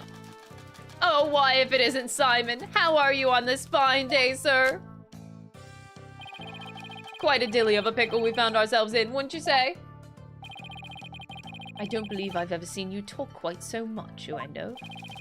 Never performed in a place like this, you know? I got butterflies here, can't you see? Why do I always get the weird ones? Pardon me, witness. As much as I enjoy your banter, I believe that we had better return to the case at hand. Ah, I suppose you're right. In that case, I was promoted to Futatsume yesterday and received the stage name Uendo. The show was our way of celebrating my new name and middle rank standing. Whoa! And then that happened. Whoa! That's a super fun sprite.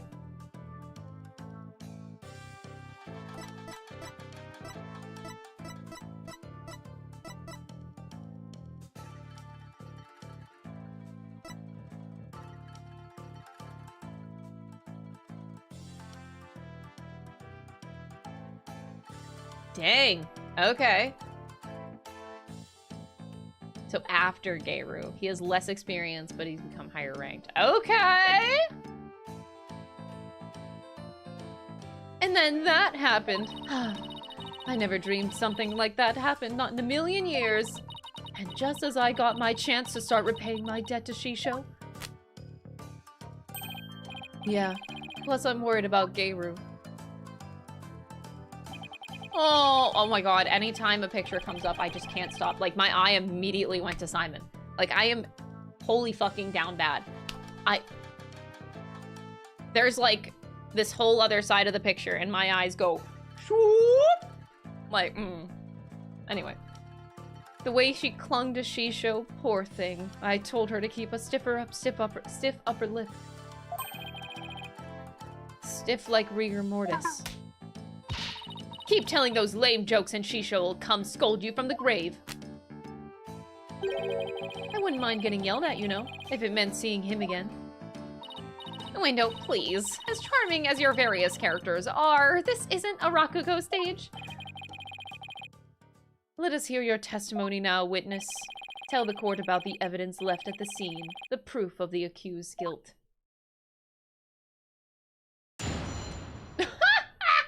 Sir, choke me. His arms, oh my god.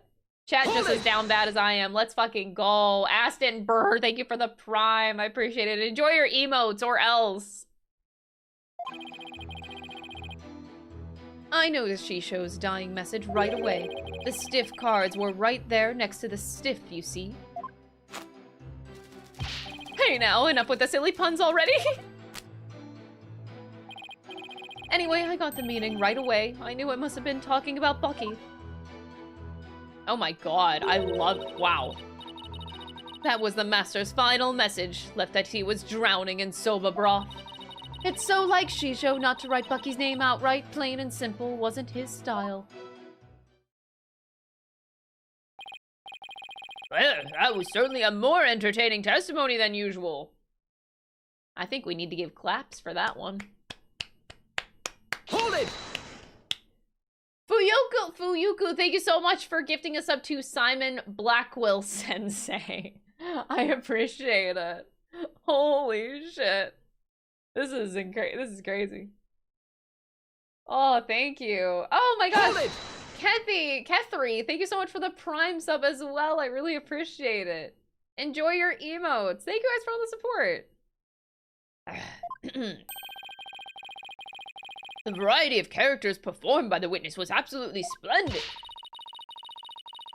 But he shouldn't be performing any characters in the first place, Your Honor. Anyway, though, the murder weapon hasn't even been determined yet. So how can you say that the victim was drowned in soba broth? It's obvious. All you have to do is look at the crime scene. He was found with his face shoved in a bowl. Whoa! Whoa! Whoa! Whoa! Whoa! Whoa! Whoa! Whoa! Mino Manzana with the 15 gifted subs. Thank you so much. Holy moly. Really appreciate the support. Wow. Shit, dude. Huge clap. Thank you. This is really, really kind. Wow. Thank you. It's only natural to assume he was drowned in the broth for the noodles. Except we're not here to assume things, Uendo, so please stick to just the facts. My, it's so like a wet soba. It's so like a soba chef to kill someone this way, wouldn't you say? And with the corridor message he left behind, it's clear Bucky Wet did it. Setting aside the issue of the murder weapon for now, that dying message certainly does seem to be irrefutable evidence. Indeed, it proves the absolute guilt of the accused. Even I've gotta admit that I can't see how that message can mean anything else. Oh my god, you really? No, you definitely can, sweetie. Bucky used soba for the deed. I'll get back the soba shop deed. Whoa! This is fantastic. Wow. What a fucking case so far. Holy shit. This testimony makes Mr. Wet look super guilty. I have to do something. Whoa! Twitch chat going off. John Brownlee, thank you for the 5 gifted subs. Holy shit, I appreciate that. This is all the hype for the case, isn't it? I'll take it as the gifted subs are not to me. They are for Simon Blackwell. In this case, this is peak right now. Thank you so much. This is what Simon does to a motherfucker. Exactly. Thank you. This testimony makes Mr. Wet look super guilty. I have to do something. That's his conclusive evidence. What a farce. I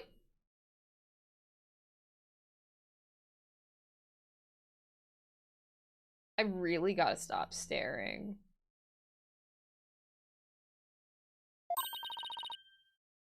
What do you mean, Simon? What's this? I thought you said you weren't planning on asking me for help. Ugh, I did, and I won't, thank you very much. Simon must have found an inconsistency in the testimony. I'd better listen carefully and try to see what he found.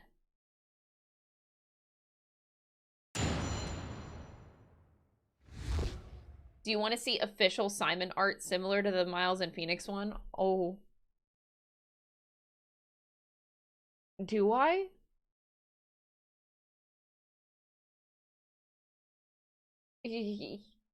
Yeah. Can yeah. Yeah. Okay.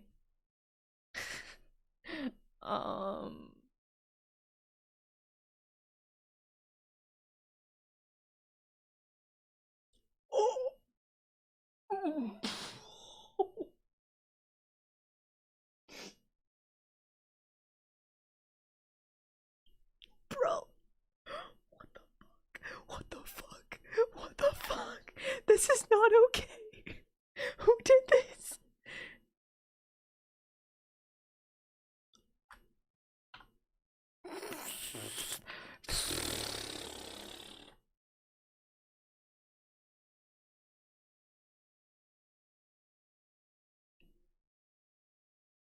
Bruh.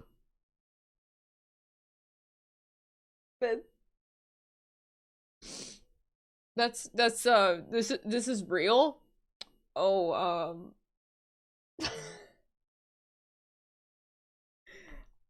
Uh, uh, um, um, I,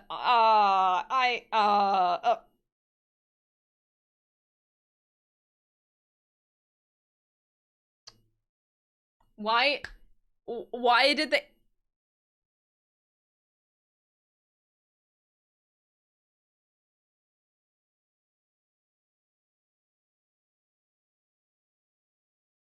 This is recent? This was promo art for the China Capcom store?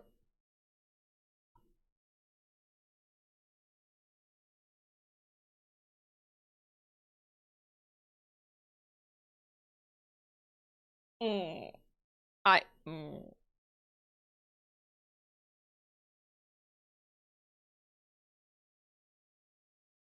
Ah.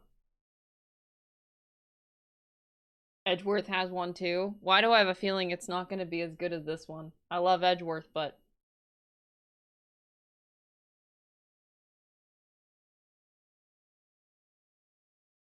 I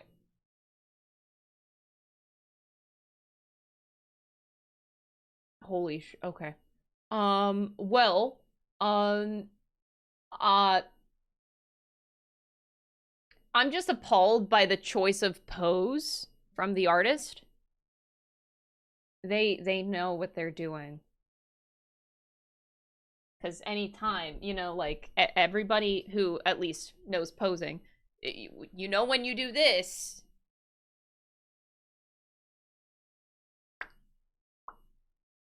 it makes your arms and chest look real good. Every time. It's basic posing 101. They Master knew. Game of They 15 knew. tipped €20. Honest question. Do you think Simon is hotter with or without the chains? Oh, that is a good fucking question. Oh, let's ask all of chat that. Do you think Simon is hotter with or without the chains? Oh, can my answer be both? Like it's literally 50-50. Oh, that's a good question. I think it's 50-50. Like I am dead ass in the middle. I don't think I can lean one side. Like, oh, that question is cursed. How dare you? Master Gamer, thank you for the 20 euros. I appreciate it. Thank you for the super chat. Thank you for all the support. What the hell? It's like uh both are good. It's disgusting. I hate it so much. It's like chains are hot by default, but then he also has some incredible sprites without them too. Like they oh, I really don't think I have a preference. It's just 50-50. It depends on the picture. Like this picture would have been not as attractive without the chains. The chains just make it so much better. But yeah, it depends. I think it depends on the sprite and the pose, like how you're drawing him. Like, damn. Shit, dude. The broken chains, yeah, whenever he breaks them, that's also hot. Like, fuck. We might have taken his handcuffs off, but I'm putting them on myself. Holy shit, dude. This is, I can't believe that that's real. Sorry? Like, I'm just gonna slide that on over. Okay, I'll save that picture later. Anyway, this dude is waiting. Victor _of_ the _rivers tipped $10. While we all thirst over Simon, please use this to get 2 extra cushions for my darling baby boy Uendo. You want him to have extra cushions? I don't know. He looks like he's fine. He's high enough to me. Like, fuck. Man, I didn't really need... This has become like a straight up just a Simon Blackwell simping stream. As if I couldn't simp more. Fuck. Ah.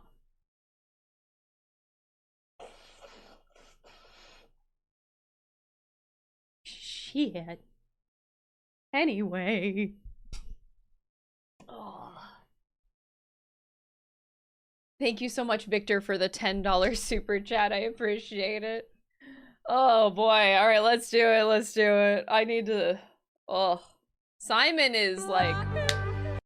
Sky Nathanson tipped $9.99. Welcome to the Simon Blackwell Lust Steam. Enjoy your stay. Yeah, this is definitely the Simon Blackwell horny stream. Yep. No shame, man. No shame. I think we all got good taste. Just saying. Sky, thank you so much for the like $10 super chat. I appreciate it. All right, here we go. Hold it!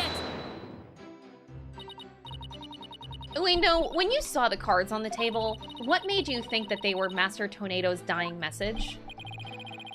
Well, it was coded message right there next to the body. I'm sure anybody would have thought that they were there to name his killer. I love murder mysteries and often watch them on TV. Oh, I see. I saw a similar scene during a murder mystery marathon last Tuesday. That's what made me think this must be a dying message. Oh, okay. I watched it in a movie once. Hold it! The cards were on the table your master's body was slumped over, right? You must have been surprisingly calm to notice them at that time. As I said, the stiff cards were right there next to the stiff, so they were hard to miss. But wouldn't it have been more natural to notice the victim rather than the cards? The message just caught my eye because the stiff cards were right there next to the stiff. Okay, I think I got it.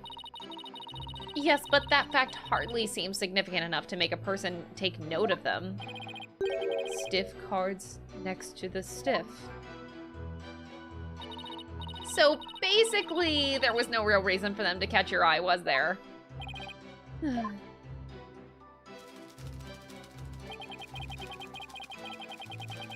Hold it! That's right! I need you to give your testimony, not perform a scene. Please remember, you're on the witness stand, not the stage. But look at these wonderful people in the audience. It's only natural for an entertainer to want them to have some fun. I guess we can let a few jokes slide, right? The inevitable bleeding of your work into other areas of your life. I know how that is. I find myself being unwittingly judgmental in my personal life too. Right? That's exactly what I'm thinking about. Well done, Your Honor. Guess you can't judge a judge by his cover. I advise the defense not to be so critical of the witness. Yes, Your Honor. Much obliged.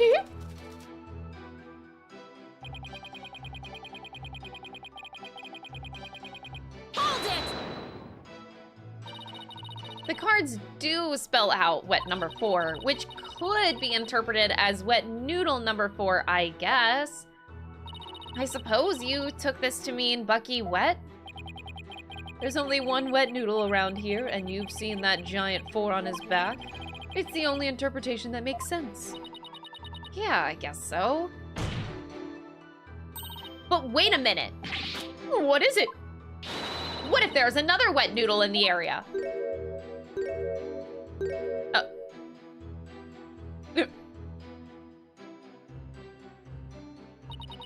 What? Did I say something strange?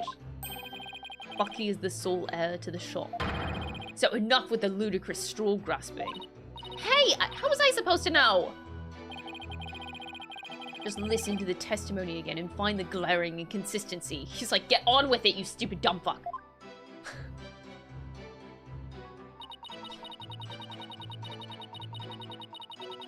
Hold it! So the victim lined up those cards in his final moments? How can you be so certain that's how it went down? I know Shisho, he would never let someone get the last word on him, even in death. With his face in the soba broth and his consciousness fading away, he left a message that pointed toward Bucky as he left this world. It's the only way it could have happened. Wait, the only way? Now you're just speculating. Look, a dying message is something you leave as you're dying, right? I saw a scene like that in a detective show. Oh my god. I know when we have a saying in my country. Silence is more precious than diamonds. Okay. Please do not speak any more than is necessary. But talking in my livelihood, you know? I talk all the time, this and that, truths and untruths. I can't stop myself from talking. Hopefully he'll stick to the truths without any of those untruths.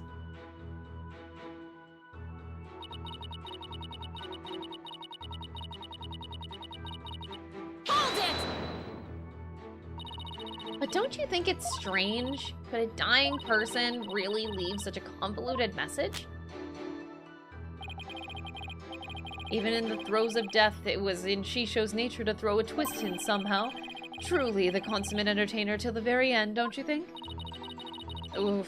I need to stop freezing when I see Simon Blackwell. Like, the gears in my brain just kind of go every time. Was he really that great of a man, Simon? It would have been no easy task, to be sure. But who knows? He wasn't an entertainer for 55 years for nothing. If I ever bite that big one like that, I want to leave a mess as good as she shows. Well, let's hope it never comes to that. Simon, are all Rakugo artists like this? It's hard to say. It could simply be the eccentricity of an entertainer, or perhaps he's hiding something. Well, he doesn't have to entertain people in a court of law, and if he is trying to hide something, maybe it'll show up in a contradiction or something.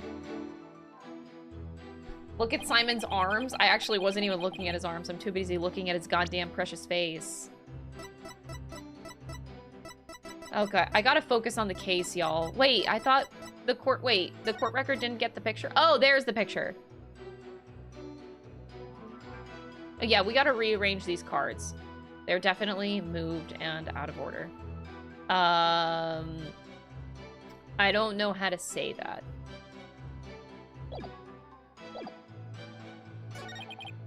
The stiff card's right there next to the stiff. Okay. I got the meaning. I knew it must have been about Bucky. That was the master's final message left as he was drowning in soba broth.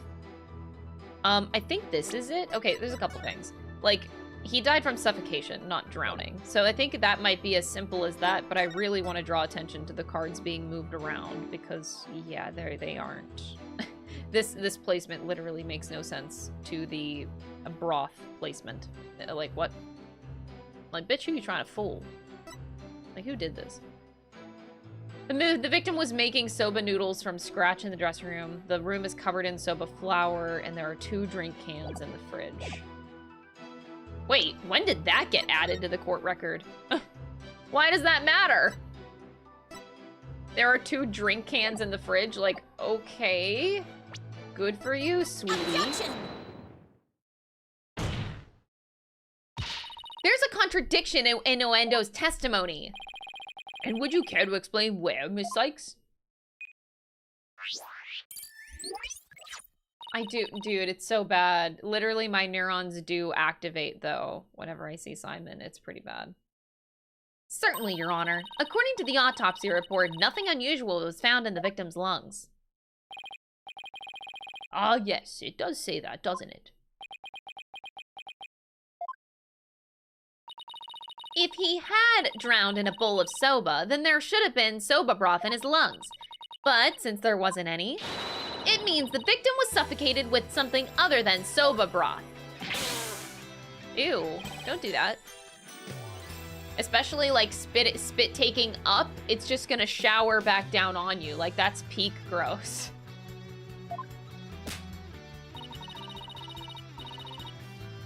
This is the contradiction you noticed, isn't it, Simon? Not bad at all. I guess I showed you. But if drowning in the soba broth wasn't the cause of death, then what was the victim's face thrust into the... When was the victim's face thrust into that bowl? Typhoon Tornado's face was thrust into the bowl after his murder. Should I have gone for the flavor text? Fuck, wait, I should have.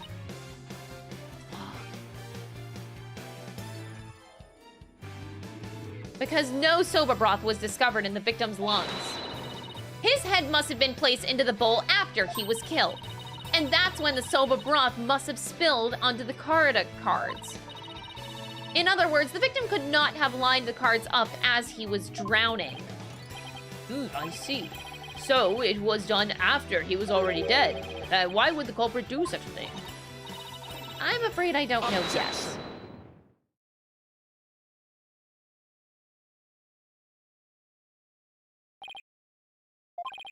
You boast of psychological expertise, yet you cannot determine such a simple motive. My sides are liable to split at the absurdity. What? And I suppose you know why? Of course, desecrating the body in that manner indicates a strong sense of enmity on the part of the perpetrator. Yes, that does make sense. It certainly paints a clear picture of the culprit's intense feelings toward the victim. Feelings of resentment over the theft of the soba shop's deed, no doubt. That's great. Now the judge has even more unfavorable impression of Bucky. Silence! Yes! You can silence me any day of the week, Simon Blackwell. Keep on going. Like, yes. Must you come undone at every juncture? I feel like I just got okay. I feel like this comment is a straight call out to me.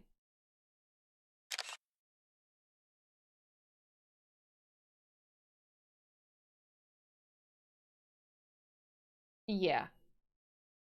Must you come undone at every juncture? Yeah. I really need to get my shit together. If the culprit had time enough to set up Master Tornado's body, do you think they would have honestly failed to notice the dying message? Good point. The cards were right in front of his body after all. Audio tipped $5. You can silence me every day of the week, Simon Blackwell. Crystal, probably. What do you mean, probably? I literally just said that. And he can. He can silence me any day of the week. Good point. The cards were right in front of his body after all. Rationally speaking, there's no way the culprit could have missed that. Objection!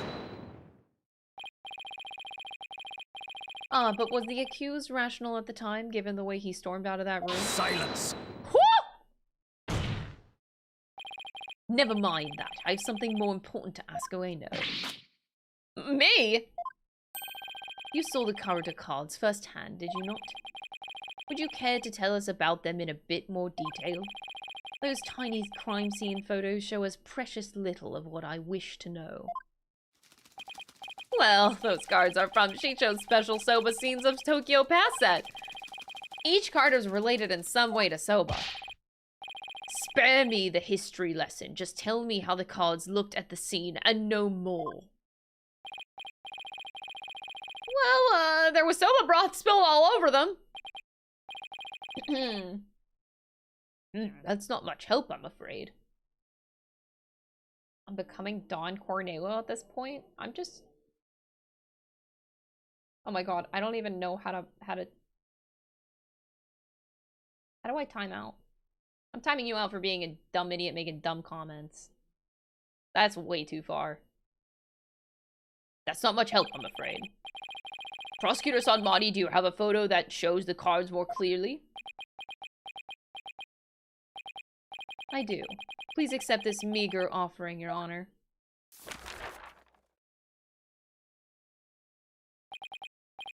Oh. Yeah, the only one in the right place is equipment.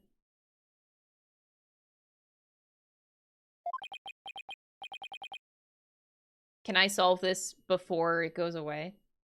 Or the game's gonna make me do this. Okay, so the N goes over there, so EN. And then, so equipment, nostalgic. Ouch goes first. So it's... Yeah, okay. And then the 4 goes there. And... Hound. Okay, Hound is the last one. And tradition. Okay, so we know where they all go. I just have to... Okay. So it goes... O.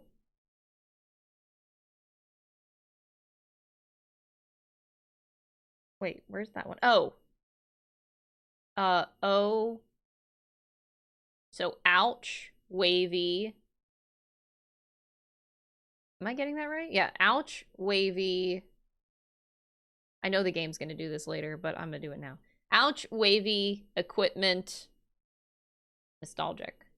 Ouch, wavy, equipment, nostalgic. What?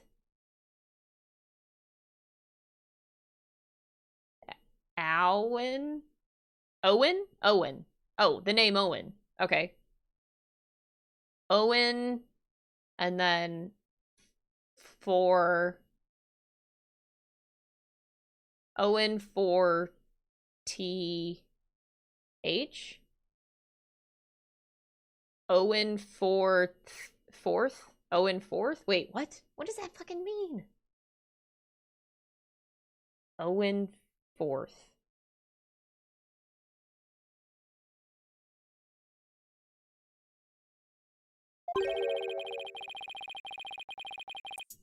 Tearing prosecutor Sad Monk's conclusive evidence apart should be a breeze with this. Huh? Don't tell me you haven't noticed. Don't be silly, of course I have. Not noticed anything. I can't exactly say that now, can I? Really?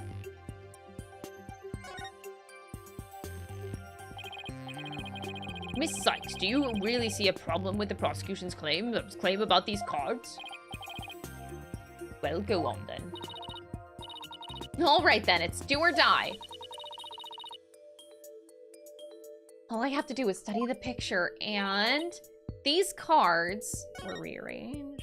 Oh, fuck. I really need to go for flavor text. I need Simon to be sassy with me, like, you dumb fuck bitch. Why are you not using your brain cells? Ugh. If I pick all the right answers, then he doesn't do that to me. Like, god damn it, I'm missing opportunities here. These cards were rearranged. How can you tell? Please take a good look at these cards, Your Honor. The answer is right in front of us. Where exactly should we be looking, Miss Sykes? Should I go for wrong answers again? Okay, let's just... The pictures. Each and every picture is related to Soba in some way. This can't be mere coincidence.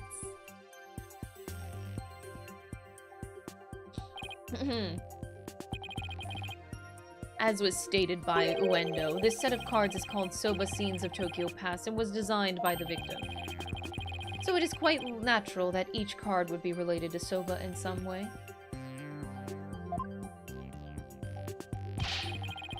You'd better believe this penalty is not mere coincidence either, defense. Yikes! How are these cards natural in any way? Okay, I wanted Simon to be sassy to me, not Nayuta. I regret it.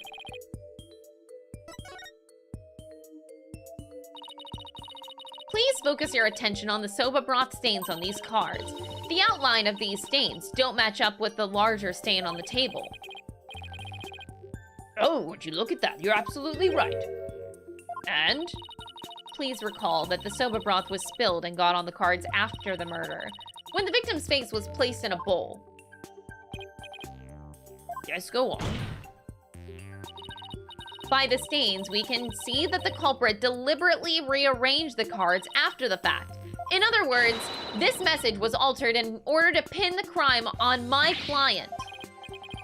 Then, if we put the cards back in their original positions, we can restore the evidence and see who the cards were really pointing toward. Whoever this Owen guy is. Then what are we waiting for? Let's do this. All I have to do is rearrange the cards so that the stains match up. Are we playing a minigame? Well, I already did the minigame. Place card. Oh, so I picked it? Okay.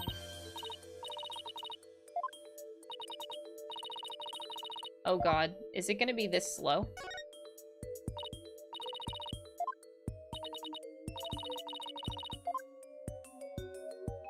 We'll get there.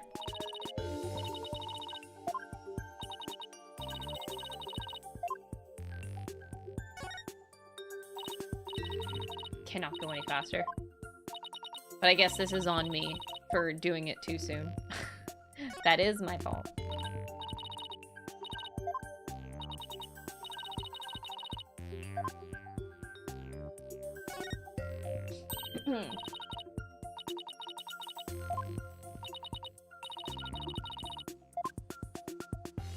Take that! Take that!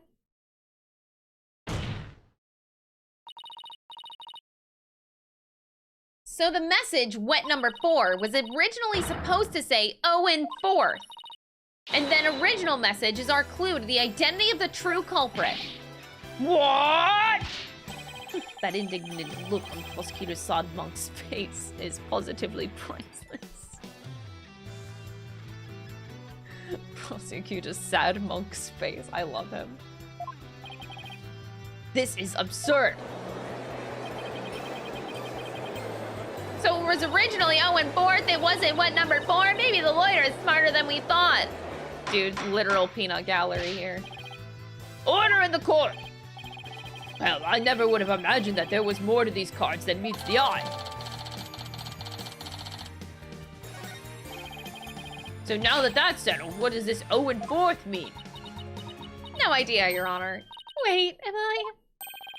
Who else do you suppose is to provide an explanation? Of course it's you. I hadn't thought that far yet. Change the cards around all you'd like, but if you cannot explain what the message means, then it is as worthless as you are, defense. No!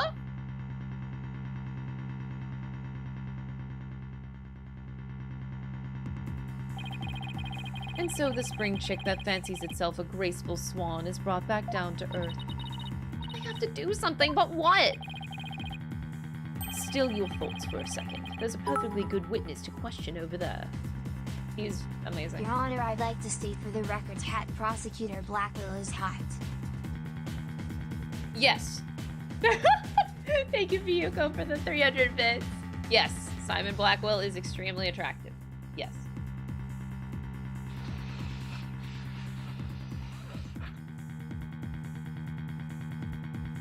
Ugh. Oh, right! That's a good idea. Come on, Athena, get a hold of yourself. Owen, does the phrase Owen the 4th mean anything to you?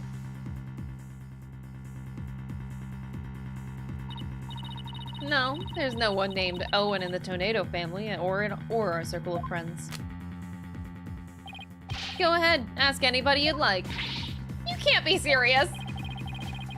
Having rummaged through your empty mind, I see you have, as expected, turned up nothing. Silence!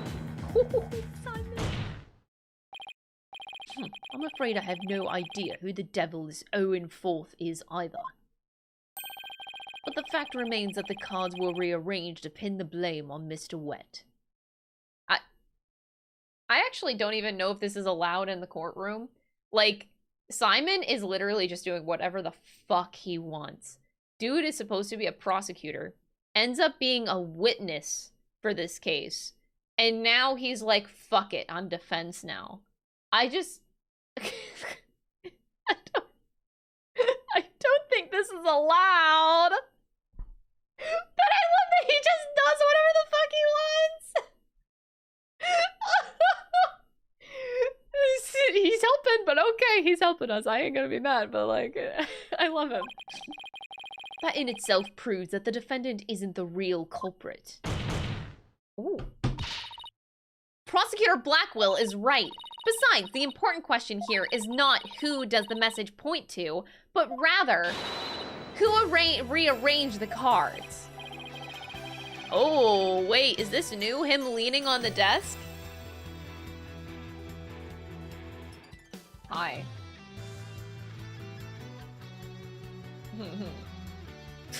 Why didn't you point that out earlier if you already knew?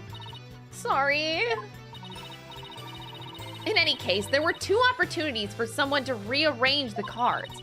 The first was when Mr. Wet entered the dressing room, and the second was when Uendo discovered the body. Are you accusing me of rearranging the cards? Me, who came to testify out of the goodness of my heart. Woo! Well, you didn't exactly come running out screaming straight away, did you?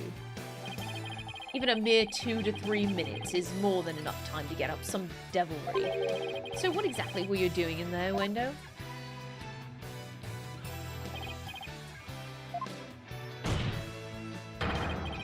Put down the tea and spit out your answer.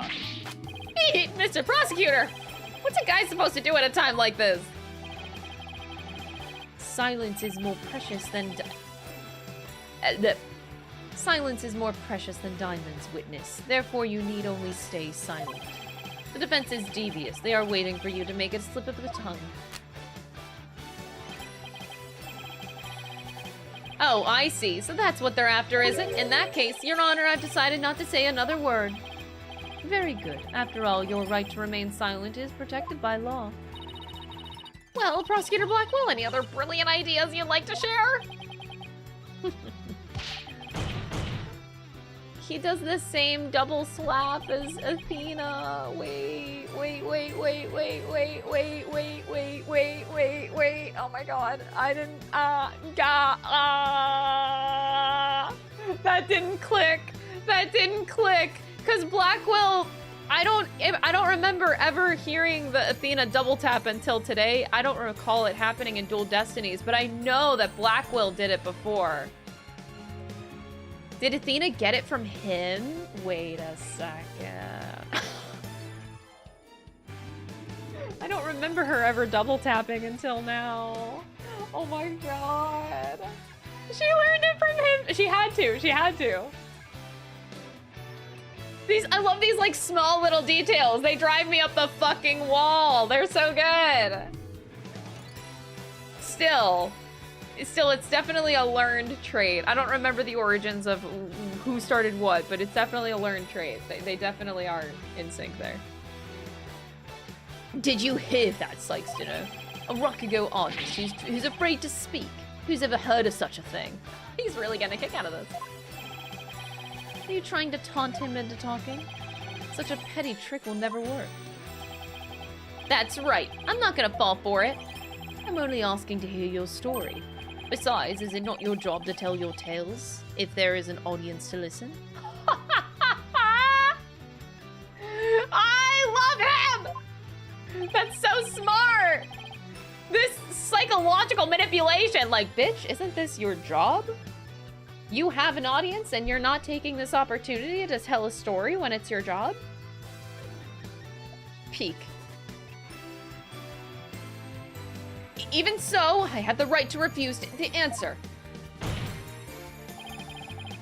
The more you keep quiet, the more we want you to talk. That's simply human nature.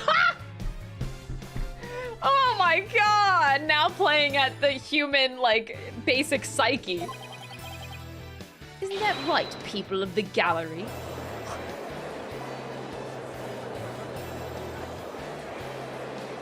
He's too good. He's too good. Even with this wonderful audience in front of you, you still refuse to talk. If so, then perhaps you chose the wrong line of work, my friend. Are you saying I should quit because I'm not afraid to speak my mind? I'll have you know. Oh no, never mind what I just said. It is scary to talk. It's absolutely terrifying. But no, as a Rakugo artist, I must talk. If I don't, how can I ever show my face on stage again?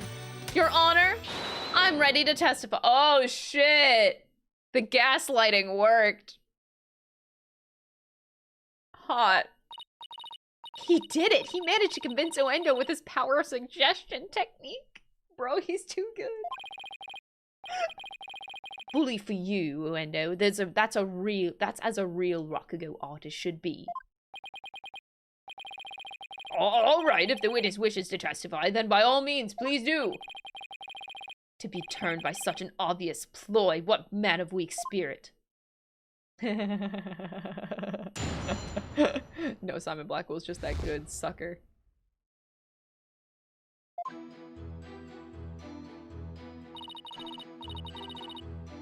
After my performance, I went to visit Shisho.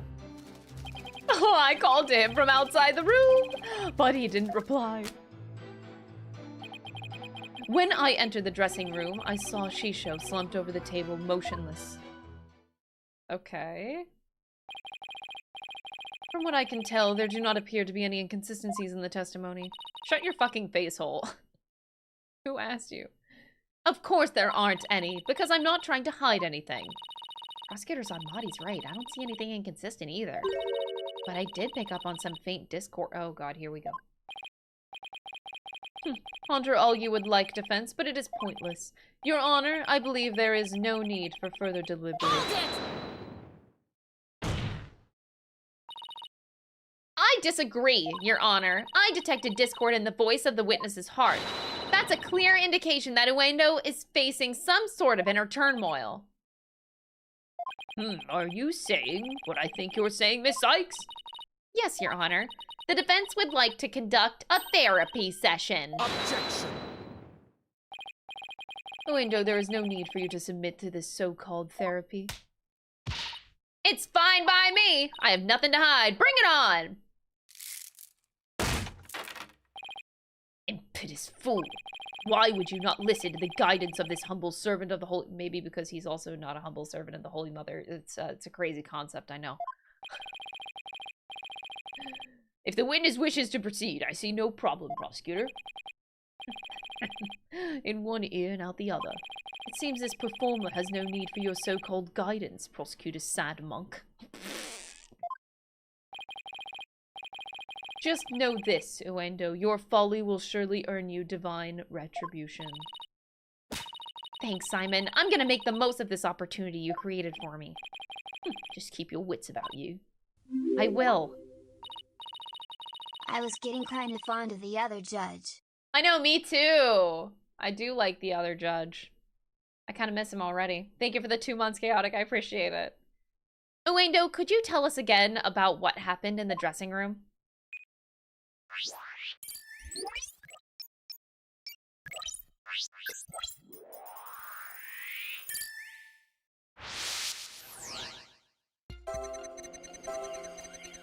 After my performance, I went to visit Shisho. I called to him from outside the room, but he didn't reply.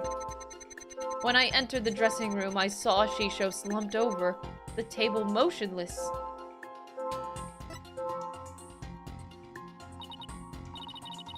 I didn't really notice any unexpected emotions in that testimony. I did. I feel like you should be feeling some shock, not just being sad that you see someone dead. Wouldn't you be shocked that somebody's dead? Like, dude wasn't shocked at all. He was just straight up sad, like he knew it was gonna happen. But isn't it always a question of the presence of an emotional response, but the absence? Oh, hey! Me and Simon are on the same brainwave here. You know, you're right. It's not always the emotions I do see. Sometimes it's a matter of what I don't, but what I would expect to see. I better be carefully compare Uendo's statements to his emotions again.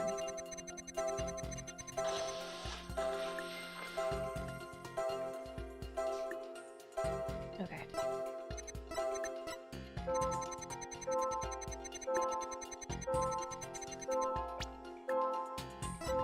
Got it!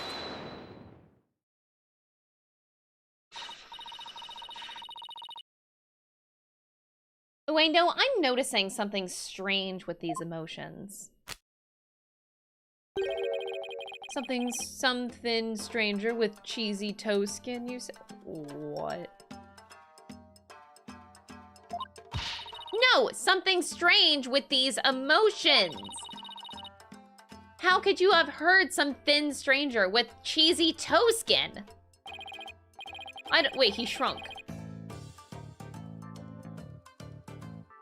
I don't know. Maybe it's me who's got some cheese in my ears. Did he will the floor to open up and swallow his cushions out of shame for that bad joke? The point I'm trying to make is that I noticed something unexpected in your emotions. Now stop hiding and come out where we can see you. Bailiff, please bring the witness a few replacement cushions. Where did they go?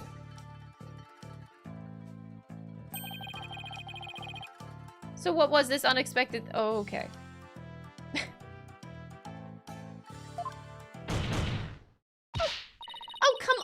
His honor said a few cushions, not a dozen. Now that we've all had a good laugh, please continue, Miss Sykes. Who's laughing? Ugh, focus, Athena. Don't let yourself get rattled. When you entered the room and saw your master slumped motionless over the table, you weren't the least bit shocked, Uendo. Don't you think that's a little odd? Is it, though? The lack of surprise means you were prepared for what you saw. And I think I know why. The reason Uendo wasn't shaken when he saw his master's dead body is because... okay, I'm gonna go for the funnies. He was just... He has the entertainer's guts. Simon's gotta say something to that, right? Maybe you weren't shaken because you're an entertainer. Entertainers gotta have guts. Sadly, I busted a gut laughing at Shisho's bits last week. Now I'm practically gutless. Does my tale of woe pluck at your gut strings? Oh, don't you mean heartstrings?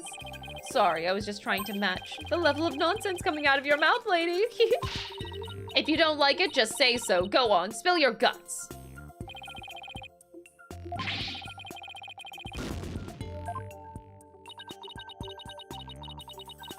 I'm gonna keep going for the funnies. He's just zoned out. Maybe you weren't shaken because you were zoned out. Yeah, you got me. I'm a total space case. Well, get your head out of the clouds and go do some work for a change. Don't worry, honey. I found a wallet the other day. We have plenty of money to live on now. Correct me if I'm wrong, Simon, but did he just start doing a routine? Yes, I believe he's telling the famous Shibahama fishmonger story. Why does he just know this? It seems your answer has lulled him into such a sense of security that he's zoning you out. Oh. It must have been some other reason.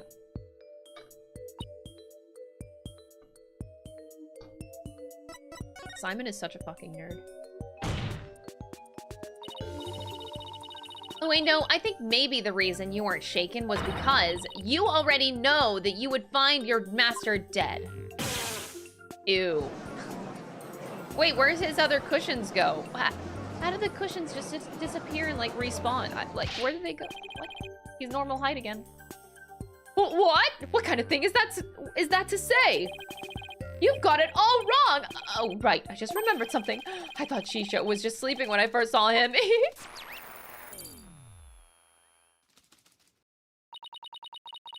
You thought he was sleeping? Sounds plausible, but... What made you think he was asleep? Well, he had his head and arms up on the table as if he were taking a nap. But then why would you be sad? Oh, and one other thing. There was that note, too. A note. What note? Oh, he must be talking about this. Yeah, the one in the picture? That is so weird. What? That's what it says? Allow me to read it.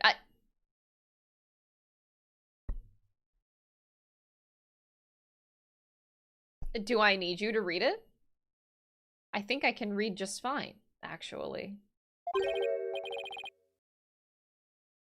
Wow, that's crazy. Thank you for reading that.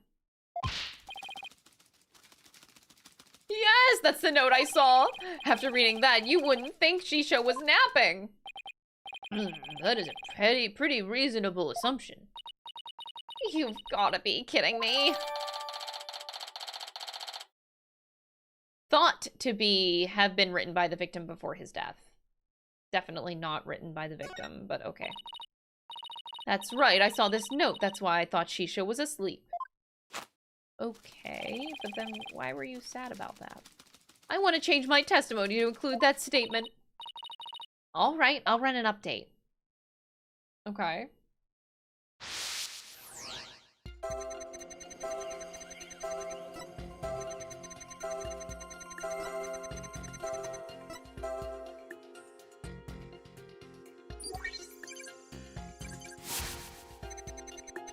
When I opened the door, I thought he was sleeping. Okay. But something seemed off, so I rushed over to him. I was shocked to find him dead. I couldn't believe my eyes.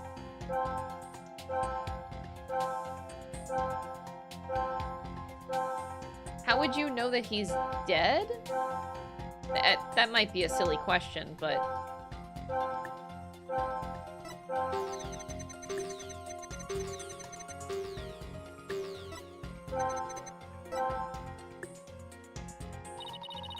There was one emotion that seems out of place given Uendo's actions and statements. I wonder why he felt that particular emotion then. If you've noticed something, then hurry up and point it out already. I know! I'm just trying to be thorough, that's all. It looked to me like you were just being timid. I was not! You just watch me pinpoint the heck out of his emotions. I love Simon. Got it! Uendo, I noticed something funny in your emotions again. Funny, you say? I guess an entertainer of my caliber can make people laugh even with my emotions. I didn't mean that kind of funny. Quite the opposite, actually. When you entered the dressing room, I see that you suddenly felt anger. What I want to know is, what made you feel angry all of a sudden? What? Let's see. Oh, yeah, now I remember. As I was going in, I whacked my little piggy on something. Piggy? I was annoyed at my own clumsiness. You mean like stubbed your toe? Yeah, okay. I was like, is that... Okay. Wait, you mean you stubbed your pinky toe? Just a little bump on my little piggy. No big deal. It's embarrassing, really. Sounds more like he's hiding something. I'd better dig a bit deeper. No need to be embarrassed, Uendo, but I'm afraid it's something we do need to look into.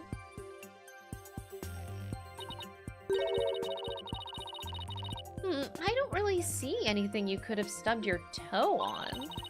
In the area around the dressing room door in this picture, maybe there was something there at the time. Uendo, what exactly did you stub your toe on? Objection! Oh, come on. What an irrelevant question. You dishonor the soul of the victim with these unnecessary delays. You tell her, really. Who doesn't stub their toe every once in a while? You really gotta fuss over every small detail like this? Well, the thing is... Oh my god, don't look at me like that, bro.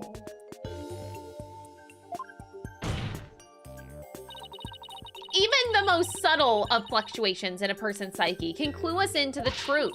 That's why it's important to get to the bottom of this question. Plus, if I back down now, who knows what new insults Simon will hurl my way. Oh, please, bring him on. Is there really no trace left of what Uendo stubbed his toe on by the door? What in the world might have been there then, but it's not now?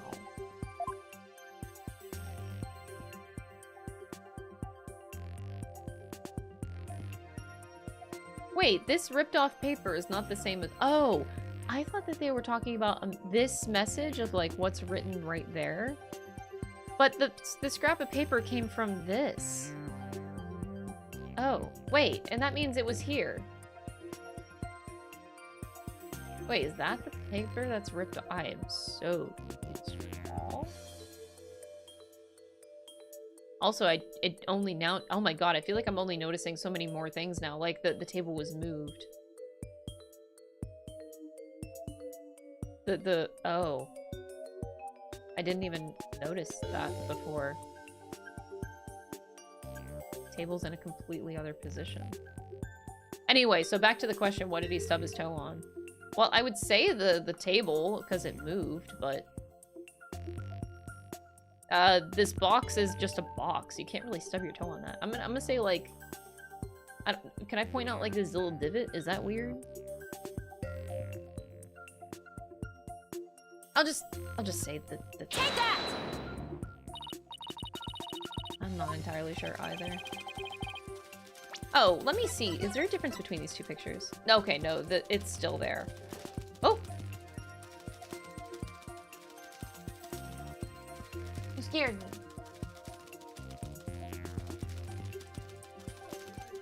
You're very scary. I'm trying to solve a murder.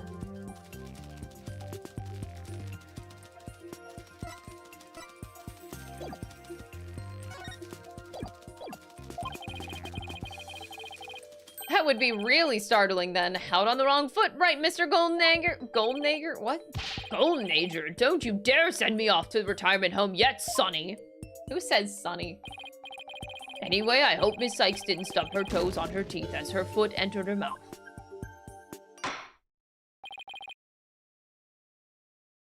That's enough. I see. Oh, well, yeah, game over.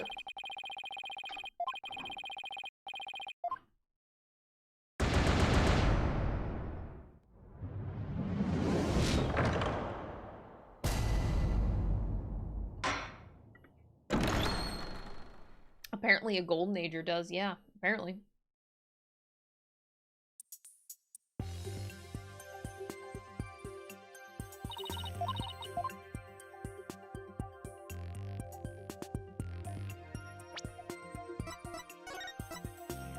I guess that angle really doesn't help. Holy flower everywhere. Does that even match up?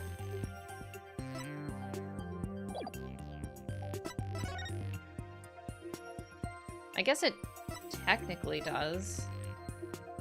Yeah. No, actually. What? I'm just perplexed by, the table marks are not actually... The table, it doesn't line up. That bothers me. My calculations. Anyway. I'm gonna point out, like, the empty space. I'm still not confident about that answer. Yeah, okay. As I say, I'm not confident. Wait a minute.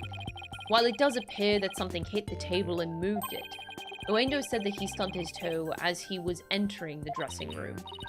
Yeah, and that table looks pretty far from that door. Wait, I didn't get a game over. Could what bumped into the table also be a clue as to what Uendo stubbed his toe on? Careless answers will only hurt you here, so think carefully before you speak again. Right.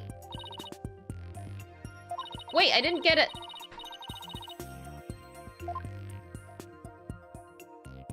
Simon saved me from getting a strike.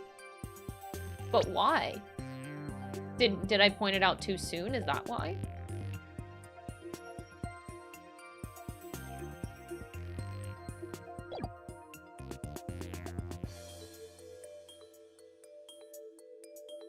I'm just confused because they want me to focus on what he tripped on as he was entering the room. But like with this camera angle, everything you're seeing is far from the door. So I'm a little bit confused by that. Like this is a better angle because you actually see the door, but like everything you're seeing in this picture is like far from it. Huh? I'm confused.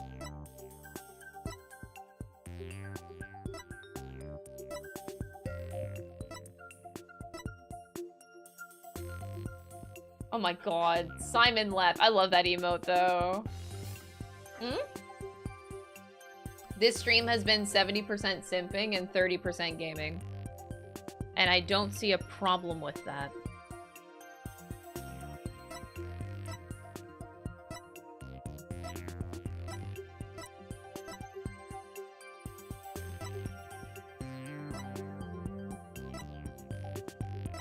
Everything is...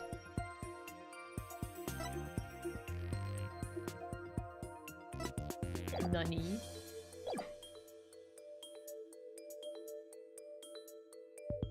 I do not enough simping. I definitely could do more, that's for sure. I'm... He stubbed his toe on the dead body himself.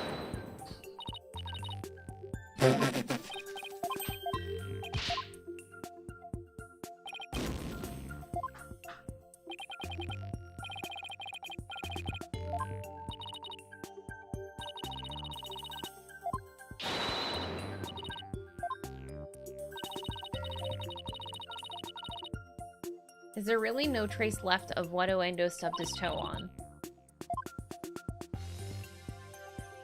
I mean, there's this paper, but that has the message on it. What other traces are there? Are they talking about, like, this whole path? This whole dust path that's, like, cleared out, maybe? Do I just point that out? That doesn't seem likely either. I mean, they're asking me for traces. So if I'm looking for traces, the only things that are traces of things that weren't there are, like, the stub, this paper, and then this trail. Those are the only ones. So I'm gonna start with the trail. Take that! Okay.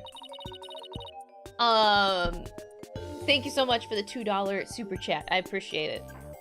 Simon overruled the penalty because it wasn't a dumb thing to point out.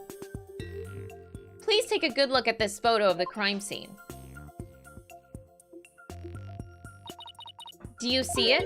This long track that goes from the door all the way across the room. Now that you mention it, I do see traces of something getting dragged. And the drag mark ends there at the TV. This implies that the TV was originally by the door. I'm convinced that this TV is the object to the witness stubbed his toe on. Hold on, I'm actually getting pretty cold.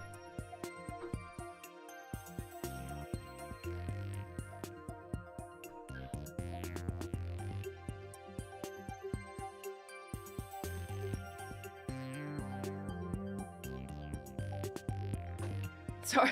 I had to close my window a bit, like it's freaking chilly as all hell.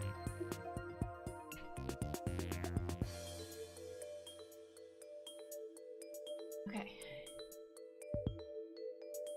I'm convinced that this TV is the object that the witness stubbed his toe on. Well, Uendo, how about it? Yes, you're right. It was the TV. Oh, we're not done? There, that noise level dropped again. Yes, I stubbed my pinky toe on the TV. But what of it? Why is this so important to you? So the noise went down, but it hasn't completely disappeared yet. Which means he's still hiding something.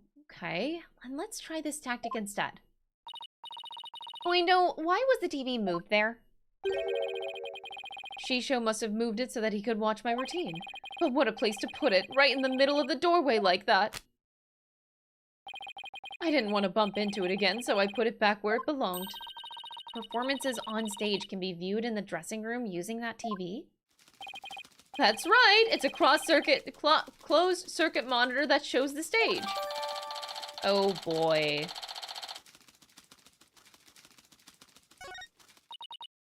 I see. Now what? I can't find anything else out of place. And I still haven't gotten the noise level down to 0 yet. Simon, I'm still getting noise here, but I don't see anything else fishy. This is precisely why amateurs are such a bother. Simon. Sorry. I'm in no mood to play nursemaid here, but if that's what it takes to save the sober shop. Oi, Uendo. He's gonna do anything to save the soba shop. I love this man. Here's a curiosity for you. This table Master Tornado is slumped over looks like it was moved. Did you happen to bump into it while you were moving the TV back? That's actually super cool. That's the reason Simon didn't give me a penalty there. Because it wasn't a dumb thing to point out. It's just that he was gonna point it out just soon after. Cute. Oh my, yes, you're right. The TV hit the table and Shisho's body moved with a jolt. That's when I first realized that Shisho was dead. Oh, but how scared I was. I see, thank you. We're finally getting a more precise picture of how the body was discovered. But I'd wager you'd need to put the spurs to Uendo just a trifle longer. Right. I can't keep asking Simon to bail me out like this. It's time for me to regain my footing and really stand on my own. Uendo, what you just said now about discovering your master's death, could you please describe all of that again for the court in detail? But before you do, let me just plug in the latest information.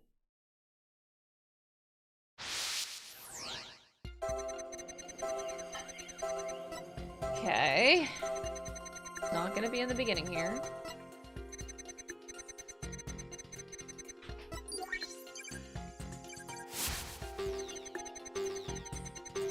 Why was the TV just sitting? What? I tried to enter the dressing room, but stubbed my toe on the TV. When I put the TV back in its normal spot, I realized that Shisho was dead.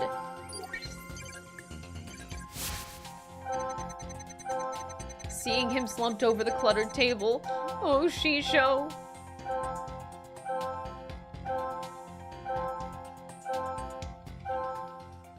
Okay, pretty sure. I'm not really seeing any emotions I'd consider out of place. Nah, we got it, we got it.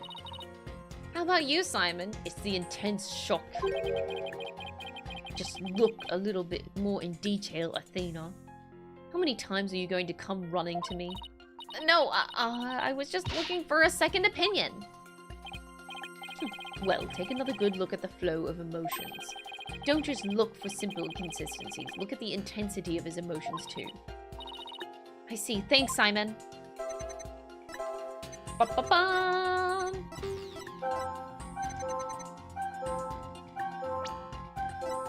Got it!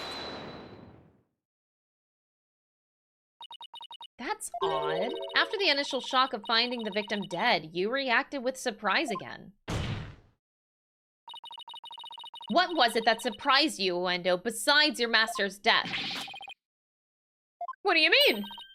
What's more, you were even more surprised the second time than the first. What could have surprised you more than finding your late master? Search me, your little thingy must have made a mistake. Silence! Woo! The girl is as sharp as a trout, to be sure. But her ability to hear people's emotions is absolute.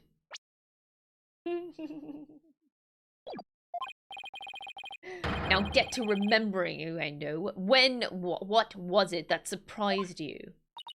That was a compliment, right? No, sweetie, it wasn't, but it's okay. It, like, kind of was, but kind of wasn't. I mean, I see it as being realistic with the situation. You know, everybody has their strengths and weaknesses. Athena's good at hearing the voices of people. Maybe not so good at other things, you know. Simon's just being real. Oh, Jesus. No, we pushed him too hard and now he's mentally all over the place. His emotions are completely out of control. Out of control? Care to explain how that's relevant? You know how normally I listen for the hidden emotions in a witness's voice, right? From there, I look for inconsistencies between their testimony and those emotions. But sometimes a person's feelings can run too high, making it hard to get proper readings. So that's how your matrix program works. Fascinating. Ordinarily, it's just one emotion that runs out of control, but it seems that there's nothing ordinary about this time.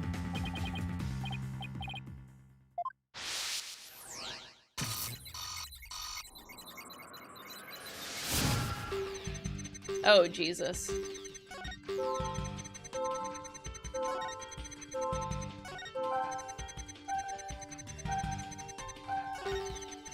Holy shit.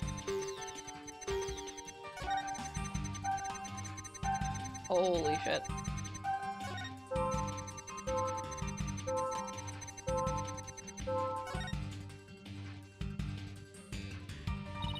I knew it!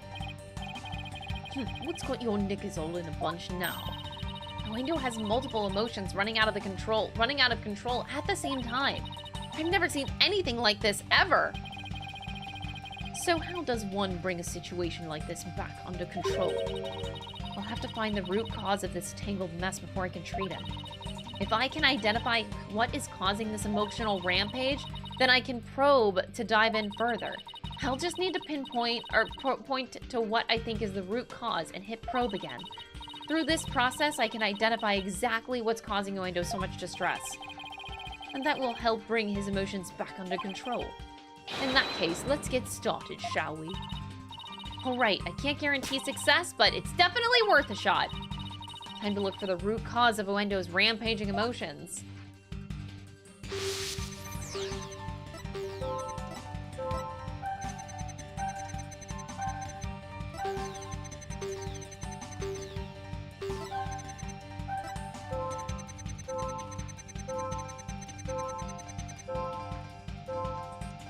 I think it's the cards. Got it! I get it now. The cards were the root of it all. Don't try to deny it. You can't hide your feelings from me. The dying message that was left at the scene of the crime is what was causing you distress. And if the dying message was the cause of those feelings, then that means the phrase Owen the Fourth must mean something to you.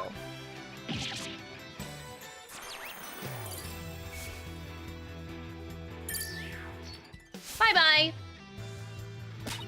There. Noise level 0. Finally.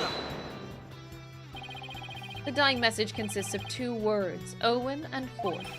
But neither of these 2 words have anything to do with this witness. This topic warrants no further argument. Sure, there may not seem to be any direct connection between Uendo and the message. For now.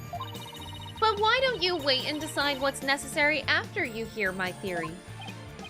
I trust you've hit upon something, Athena. Yep, if my theory is right, we can finally solve the case of Uendo and the mysterious Owen the Fourth. Well, go on then. I can already tell this promises to be interesting. Now, please share your theory with the court, Miss Sykes. There was something puzzling to me about Uendo's out-of-control emotions just now. Namely, that there were 3 distinct reactions present. I had never seen that before, and I was wondering how it could be possible.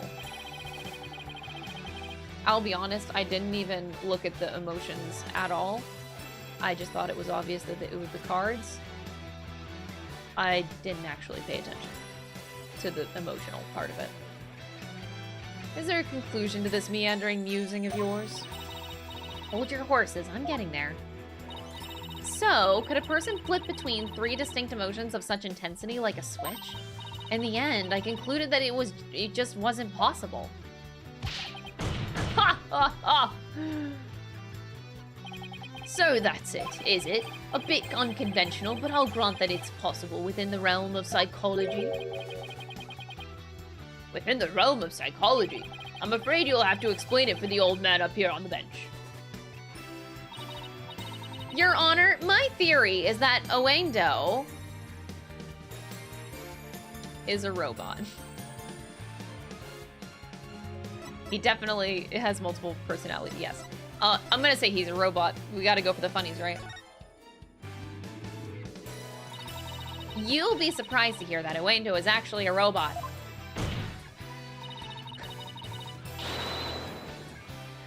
Why not show your true self now, Uendo? Give us an old beep boop boop. You are correct. I am a robot. Beep boop boop. Oh, what a space cadet. Oh, very nice. What a good sport the witness is for playing along. With the defense's joke of a theory, that is. That was worth it. So he's not a robot. Beep boop boop. Your Honor, my theory is that Uendo has supernatural powers. Maybe Uendo has supernatural powers. Oh yes, I make these butterflies dance in the air with psychokinesis. Not! They're floating on the breeze with my fan, that's all. I'm very sad to say I don't have any supernatural powers. You switch between funny and serious characters so seemingly, oh, marvelous! If only the defense's conjecturing was as well practiced. Alright, so no supernatural powers!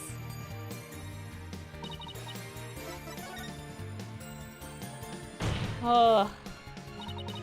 With so many distinct personas, it's clear to me that Uendo has dissociative identity disorder. Whoa, what does that even mean? Your Honor, the defense would treat this trial as a child's jest. Multiple personality disorder? A preposterous proposition indeed. Would you not agree, witness? How did she know? How did she figure it out? Oh shit. Oh my god. Chat hive mind. Persona. Pokunka. I can't believe it. I did it. I did it, Simon. Aw, she's so cute. I've read papers on it before, but to think I'd see a case of it for myself. Blimey, Rakugo artists tell stories as different characters, but has different personalities. Hey, you lawyer girl. You got a problem with us, huh? No problem at all. This is all very hard to believe, but now that we've established that the witness has multiple personalities, would each of them please introduce themselves to the court? Oh boy. Uendo Tornado. I'm a Rakugo storyteller, as you know. Hello, everybody. Patches, the friendly jester here. Kisegawa, courtesan. Actually, different names. Wow. And is that all of you? What about Owen? Yes, that's all of us. No. There's gotta be Owen, the murderer. What about the other murderer personality? Huh?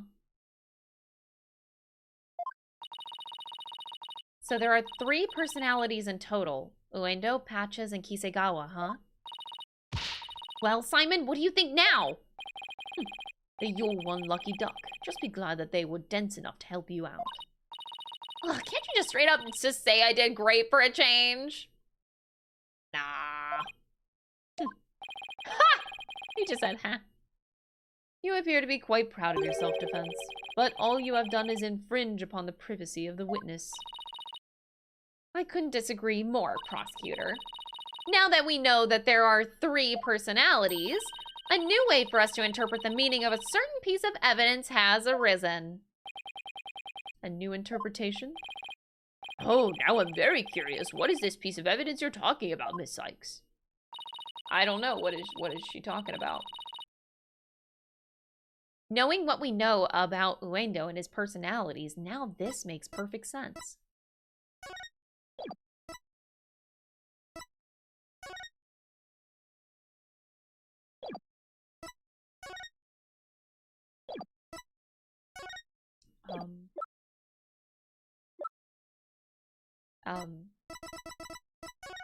I would like to show my badge.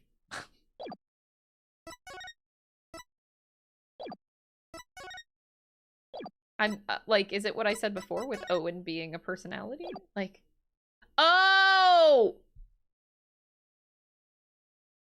Owen is the 4th person. That's what 4 means. Oh, okay. Take that!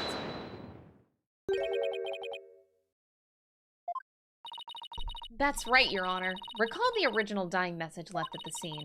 We didn't have a clue as to what Owen 4th could have possibly meant. But now, with this new information about Uendo and his personalities, isn't it possible that Owen 4th actually means a secret 4th personality of Uendo's, a personality named Owen? What? Uendo must have kept his dissociative identity disorder from us because he didn't want to be associated in any way with that dying message. No, that's not why. We kept our disorder a secret from a different reason altogether. We've been taking advantage of our affliction to act our various Rakugo characters.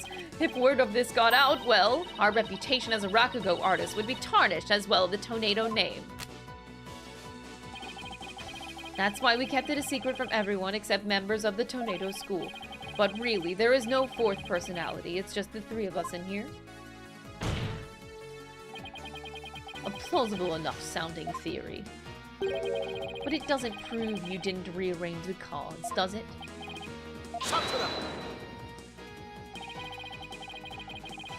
I will concede that it is highly likely that the witness rearranged the cards. Is Prosecutor Sanmati actually agreeing with us? However, it is not also possible that the accused killer, Master Tornado,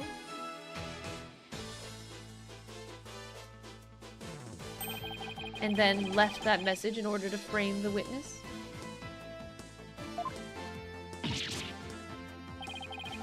And upon noticing the cards when he found the victim's body, Uendo rearranged Silence! A fantastic tale, but a tale nonetheless. No one outside the Tornado School knew about Uendo's multiple personalities. Uendo just finished saying so himself. Ah, that is true. That is a true but ultimately meaningless point. The witness was only in the dressing room for 2 to 3 minutes. That's far too little time to commit murder, wouldn't you say? Then who's to say he couldn't have done it before his discovery? Objection. Oh boy. Ah, that spring chick memory of yours. Have you already forgotten Prosecutor Blackwell's testimony? Simon's testimony? Oh!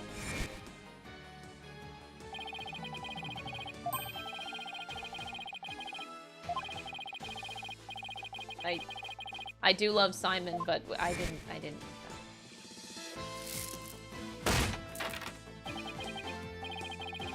That's right. Until just a few moments before Uendo entered the dressing room, Taifu Tornado was confirmed to still be alive.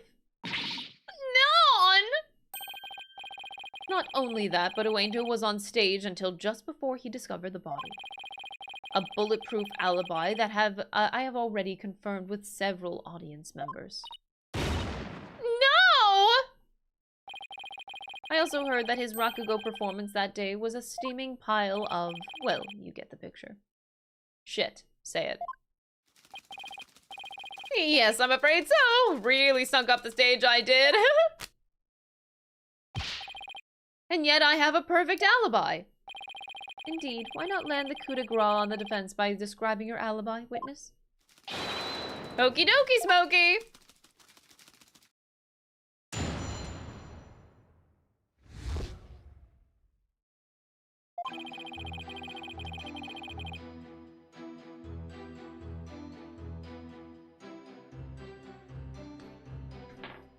I was on stage until just moments before I went into the dressing room. The entire audience was my witness. But my performance was a huge bust! Not a single soul laughed. Oh, boy. I'll never be able to live down how terribly I bombed during that very important show. That sucks. Uendo was on stage before he found the body, so he could not have committed this crime. It is time to let it go, defense, and move on. Ugh! We'll get this, Prosecutor Sadmati. Well, get this. The Write Anything Agency never gives up. We fight until the bitter end. Allow me to say this once more. Let it go and move on. And allow me to say once more, I'm never giving up. Let it go and never! This is pointless. Yes, it is. You should have taken advantage of this opportunity while you could, you foolish child. You worthless convictions only serve to prolong the accused's suffering. If words will not sway you, then perhaps pain will. Oh god. Oh no, anything but this! Oh no.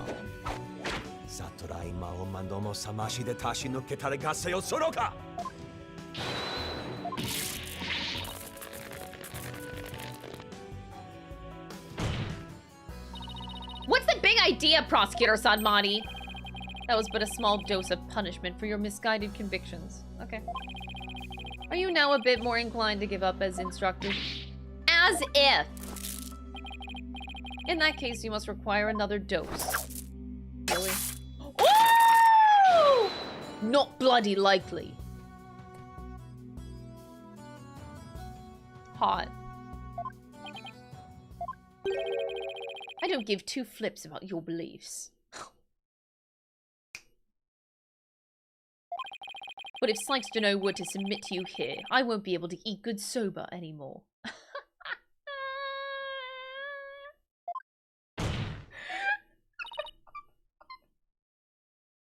That's right. For Mr. Wet's future and Prosecutor Blackwell's stomach, I will never give up. You will rue those... That's not Simon. You will rue those words, defense. Of that I can assure you. He doesn't even have a real sword. Does he need one?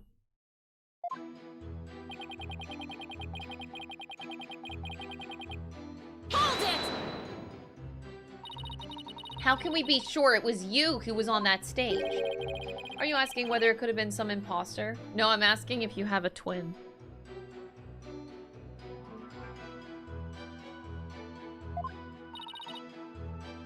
I guess so.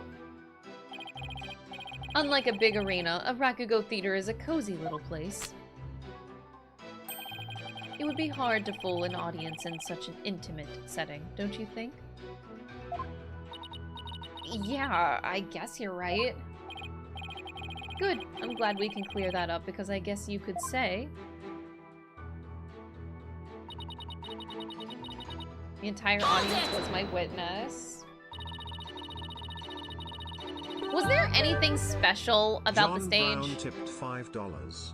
Ninja art, anal bead jutsu. Monka. Thank you for the $5 super chat.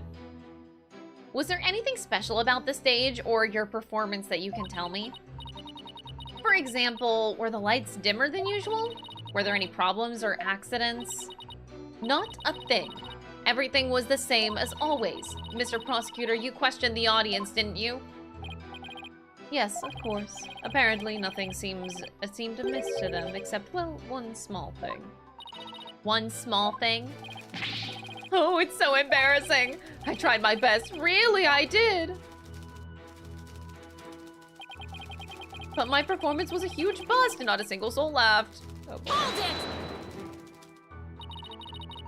Do you have any idea what went wrong? I'm not sure if it was my performance or if it was it was just that particular audience. Or maybe it was the story I picked. But every entertainer knows that this kind of thing happens from time to time. I guess that makes sense. Still, I wonder how he could have flopped at his own commemorative show.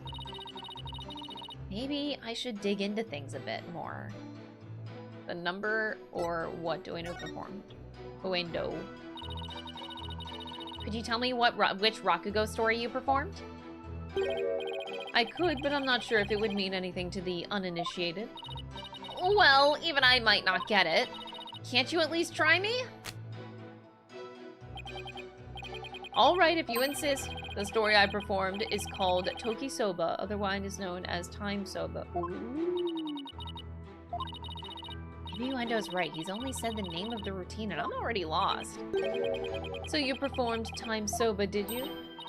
You know it, Prosecutor Sanmani? In the course of my studies last night, I became familiar with a number of stories. I must say, defense, you would do well to prepare better for the next trial. Ugh. Simon, what's Time Soba about? Look it up yourself. Allow me to give an overview. Oh, no, Simon. Wait, Simon, please talk. I don't want this guy to talk. Simon, please, please, please.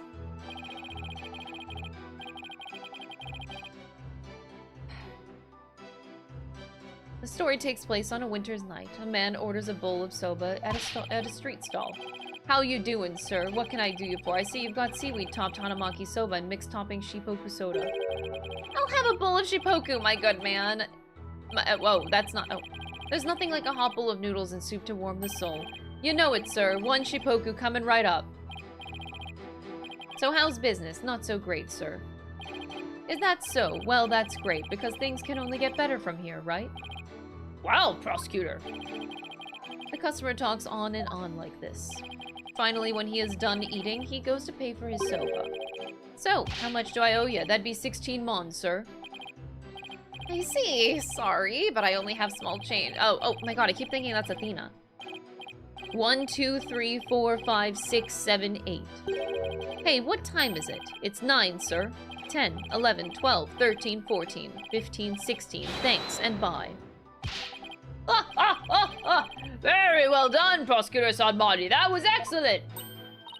Huh? I don't get it. What was so funny about that? Don't you see? The customer paid with coins, counting them out one by one. Then, just after counting 8, he asked about the time.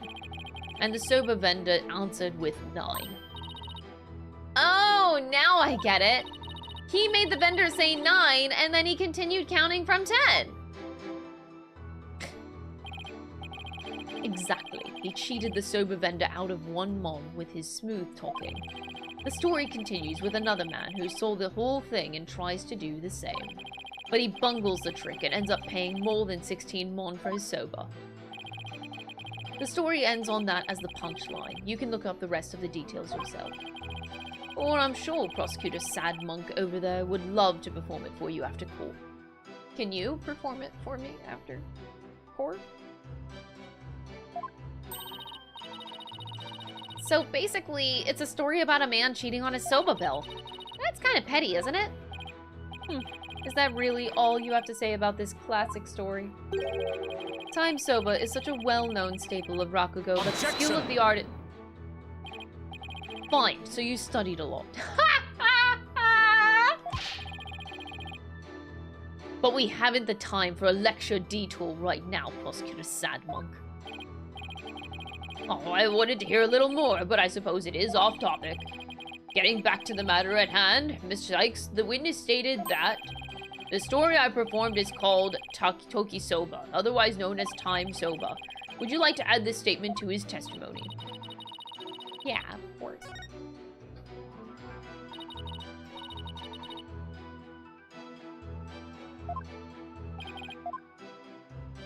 Oh man, time... Truly, I'm having a great time today with this case. Time has flown by. Like, I cannot believe it's already been over 3 hours of this stream. Woo! Hold it! The story where a man cheats on his soba bill, right?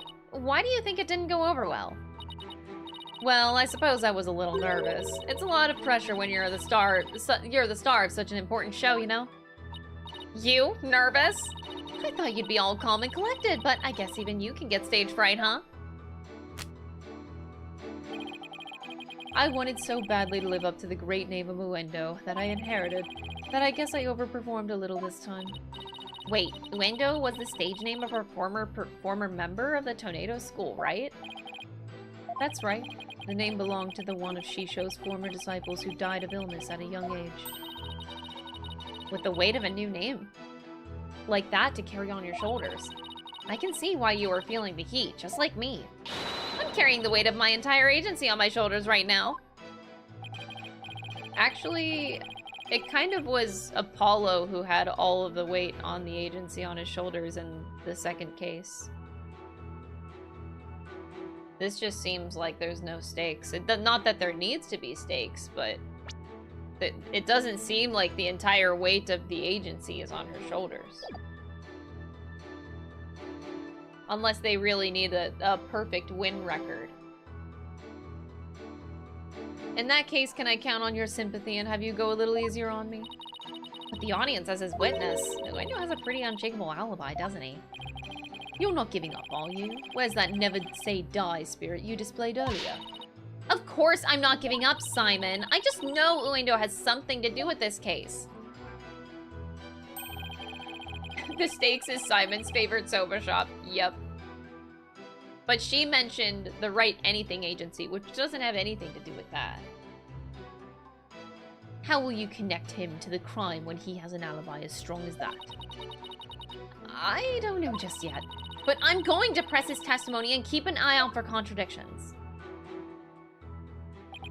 Who's Apollo? Damn, chat, damn.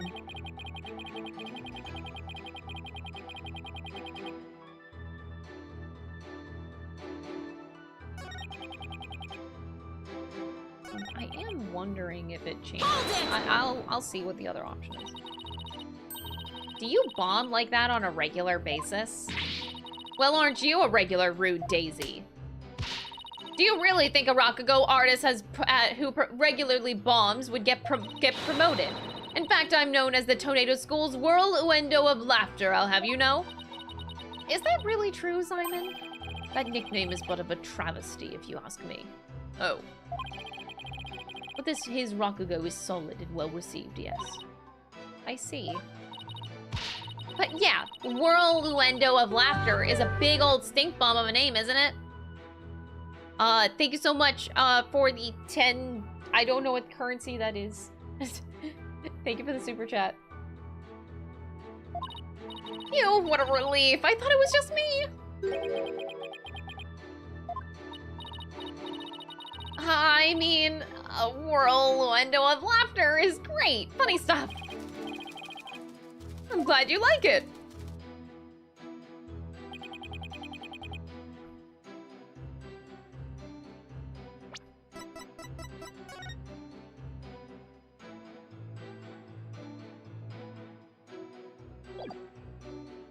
Yeah.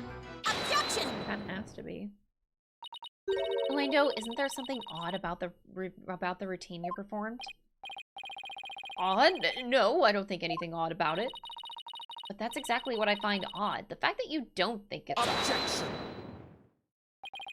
We are discussing the witness's alibi at the moment, defense. The show's program is completely irrelevant. Objection! That's where you're wrong, Prosecutor Sadmati. The reason being it contradicts the statement the witness just made. Uendo, do you know what this is? No. What is it? This is an invitation to the show, sent from Master Tornado to Prosecutor Blackwell. Included in the invitation is a rundown of the show's program, which clearly states that Time Soba was to be performed by Master Tornado himself. No. Uendo, why did you perform the routine your master was scheduled to do? Well, you see, the reason for that is... How do I say this? You see, let's say it was, a prank. No, that's right. No. Oh, wait, we gotta pause for a second, because I don't want to give Penny any spoilers here. Penny, thank you so much for the raid. I really appreciate it. I hope you had a fantastic stream. Yo! Everybody, please, if you are not already, go follow Snapscube. Go follow Penny. Pretty please. I know Penny can't watch, because Penny is not... like, she has yet to play, the Apollo Justice Trilogy. She's on Investigations 2 right now, I believe. She just started. So this is a no spoiler zone for Penny. Penny specifically didn't come to the stream. Okay, I figured, yeah, that's okay. I know she is playing it in chronological order, so she chose to go, like, Phoenix Wright original trilogy, and then Investigations, and then she'll get to this trilogy after. But yeah, thank you guys so much for coming on in from Penny's stream. So yeah, we're right now on the 6th game. This is the 4th case. We just started the 4th case today, so. I'm in love because I am obsessed with Simon Blackwell, so this is a really good day for me. I am thriving. As somebody in the chat earlier said, this stream has been about 70% being horny for Simon Blackwell and 30% gameplay. It's just, yeah. I'm so glad she's enjoying Investigations 2 so much. Yes, I mean, it seems like everybody enjoys it. I haven't played it yet. I'm gonna be playing it after this trilogy. So, like, in December, I'll be playing the Investigations games, but yeah, I'm very, very excited to get there.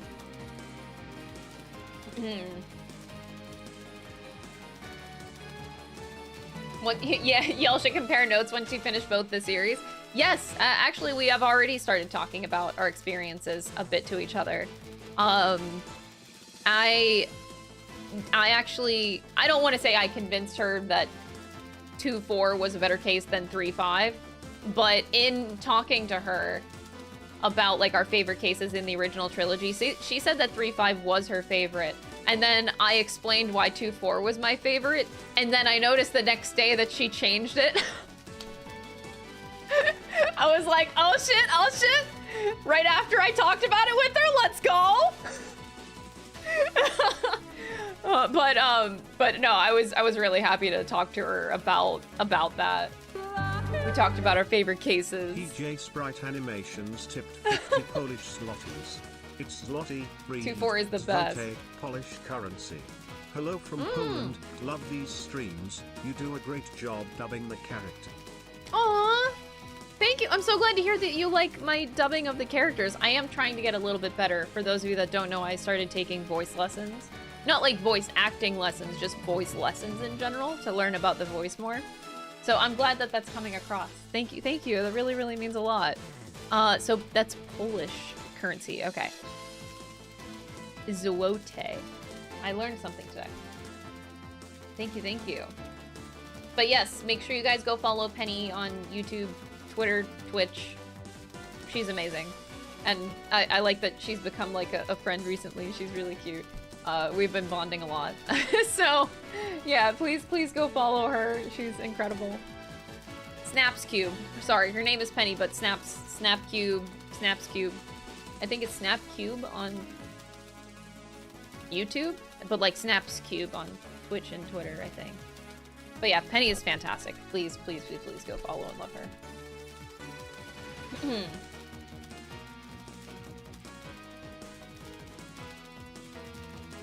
But yeah, I'm so happy to hear that you guys like the voices. I'm trying to get better.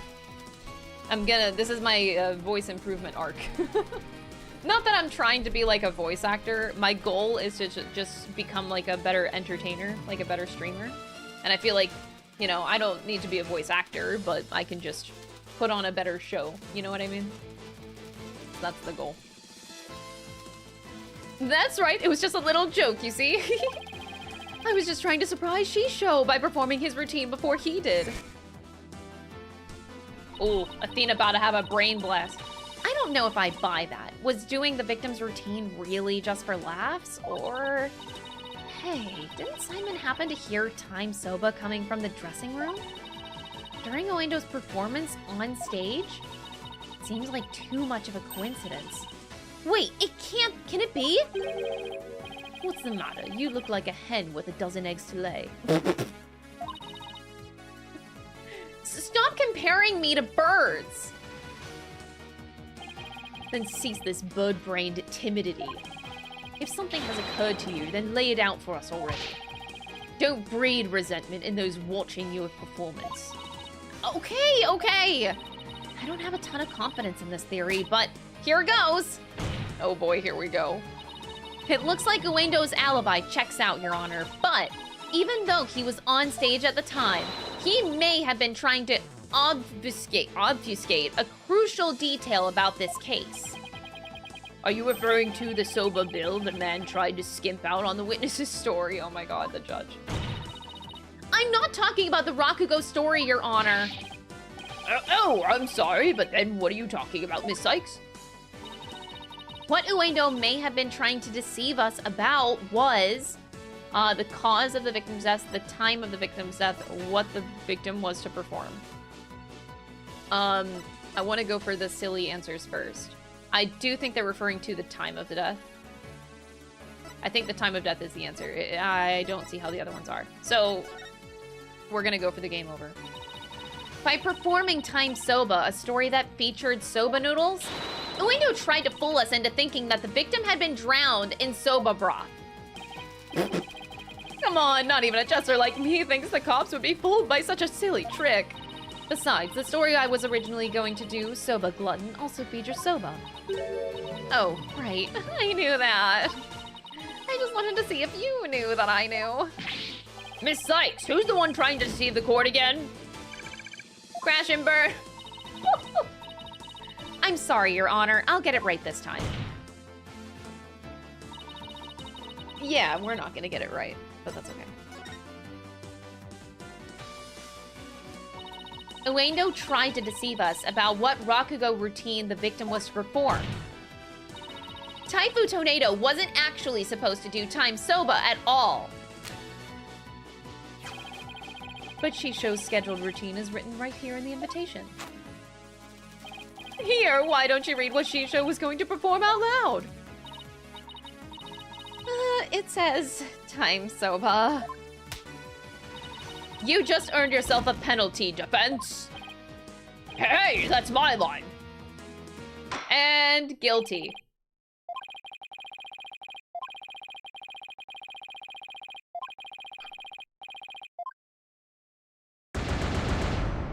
Oh my god, I missed Taka? It actually didn't even occur to me that Taka has not made an appearance. Simon has been without Taka the whole time. Didn't occur to me.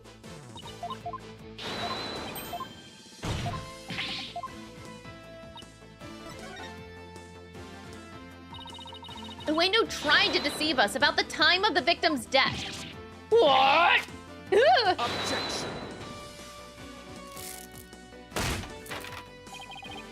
What gibberish. Prosecutor Blackwell even testified to the time of the victim's death. I know, but he only testified that way because he and Geiru had been completely taken in. You mean by the Soba Bill thing? Oh my god. Would you please forget the story for a second, Your Honor? I was deceived. Pray tell, how did Uendo manage to deceive two people while he was performing on stage? That's easy. All he had to do was use a certain prop in the dressing room. Oh, and what might this be? The prop Uendo used was the TV. Take that! This TV was used to view what was happening on the stage. Prosecutor Blackwell, when you came to the dressing room, what was Uendo doing? He was performing Time Sober Blast. Could it be? Yes, it could. And it was. What you and Geiru heard was not Master Tornado practicing his routine. It was Uendo's performance, as heard through this TV monitor speakers. But what? With the TV just inside the inner door of the dressing room, it could easily be heard from the hallway outside. And because we knew that Master Tornado was scheduled to perform Time Sober, we were easily manipulated into thinking he was still alive at the time, rehearsing. Yes, your knowledge of the day's program is why the two of you could be fooled this way. Simon, did the voice that you hear belong to Master Tornado? With the doors in the way, I couldn't tell exactly who the voice belonged to. But because I heard Time Sober, I just assumed that it was Master Tornado. Oh, he mad! He mad! I can't believe I was taken in by such a simple mind game. Oh yeah, he would be mad by that. Objection. All of that is mere conjecture. Where is your proof, defense? Objection! Uendo moved the TV back when he discovered the body. After all, he couldn't very well leave it by the door, because then someone might figure out the trick that he'd been playing. Wait, doesn't that make him extra dumb though? Because like, if you placed the TV in front of the door, and then you come back in the door later, only to stub your own toe on the thing that you literally placed in front of the door. You put it there.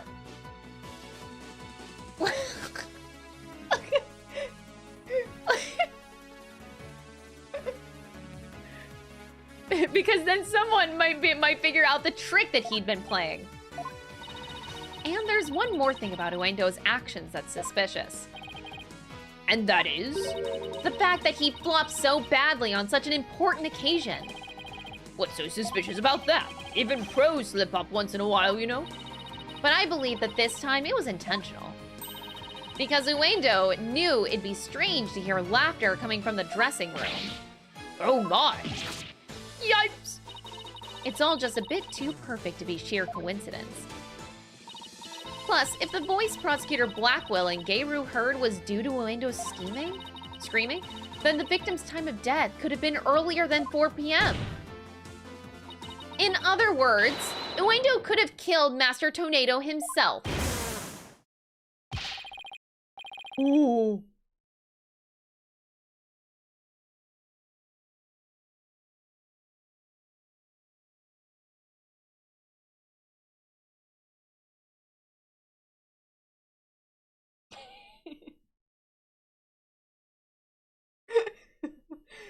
Hot.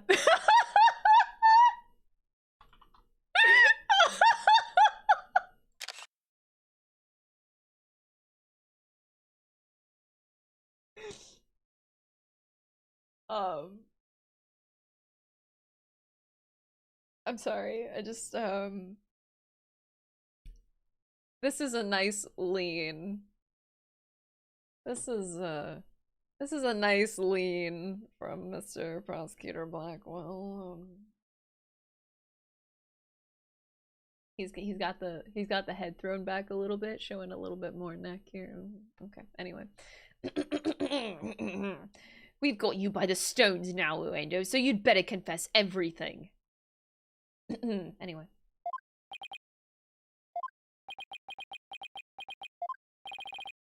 Well, witness, what do you have to say for yourself? We demand an explanation. Uendo! I confess. I tampered with the crime scene. Okay.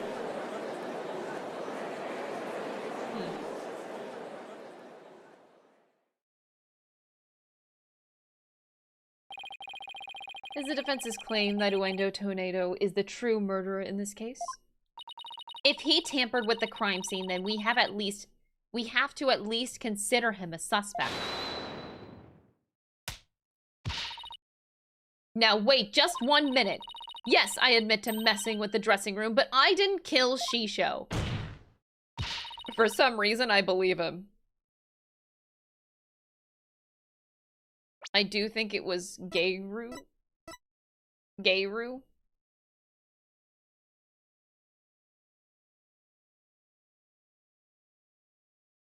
Gayru got more motive in my opinion.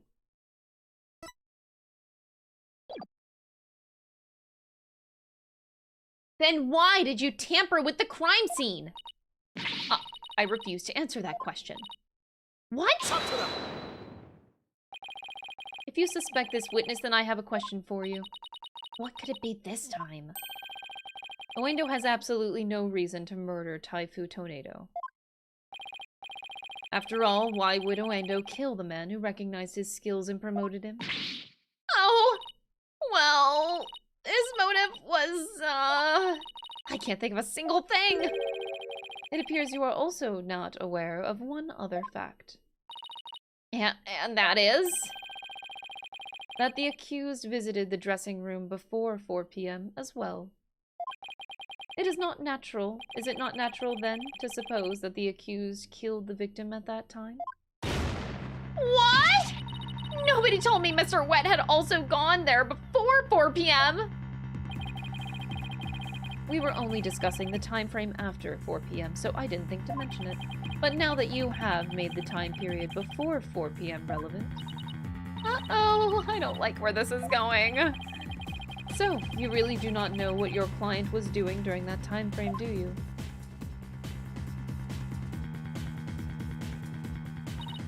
Well, it was all very sudden, and, why did you wait until the very last second to contact me, Simon?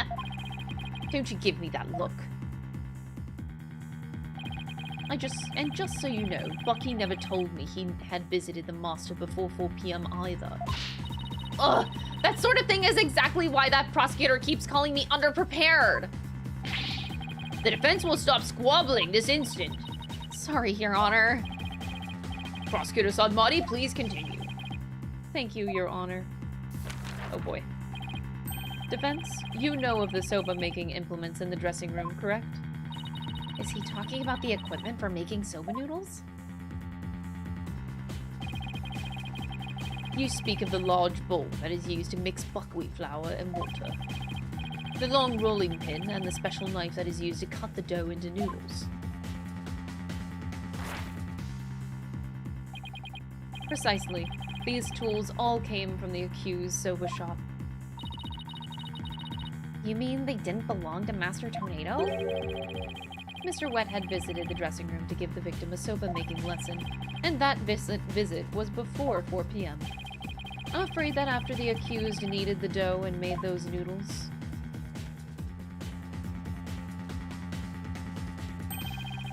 he committed the act of murder.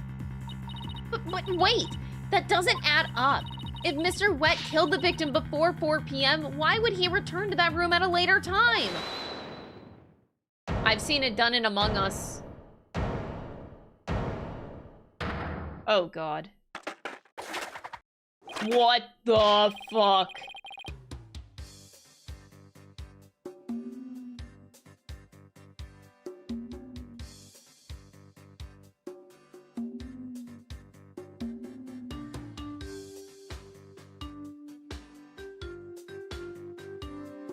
He was a skater boy. She said, see you later, boy. What's over? You're kit and caboodle when it comes to noodles. Oh my. I am Mr. Chickadee. Hey, Simey. The reason I went back is because Master Tornado ordered gun-cooked noodles.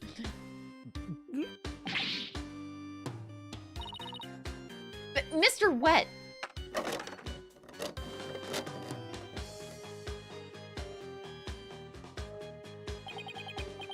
Yesterday, I brought noodle-making tools to make dressing room at around 2 p.m. That's when Master Tornado ordered uncooked soba noodles to stock up on. Uncooked noodles to stock up on? Yes, ma'am.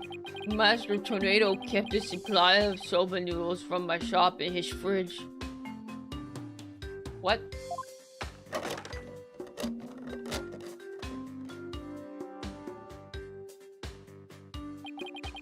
He only had one serving left, so I went back to my shop to get some more.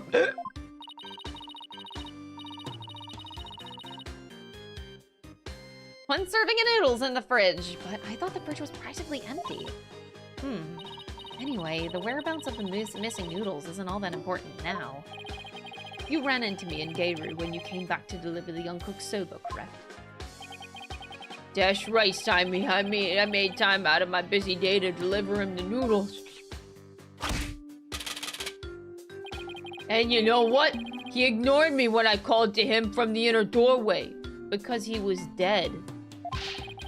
He just kept mumbling Rakugo lines for ages, so I got mad and went back to my soba shop. Ah, so that's why you got mad.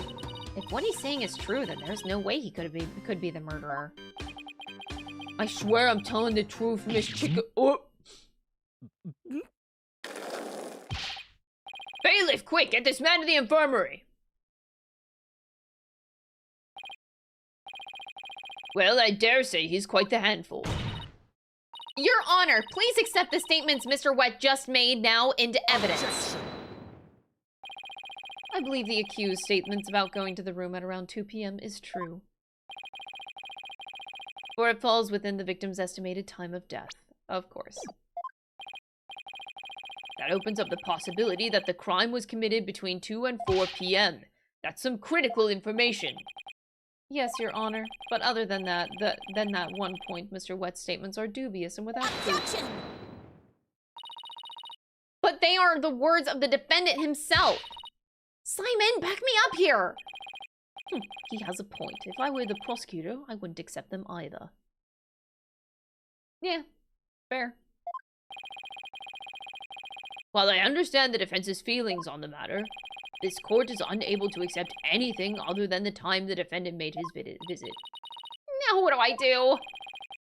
I trust you have no further objections, defense. At last, the time has come to send the soul of the victim onward to the twilight. Silence!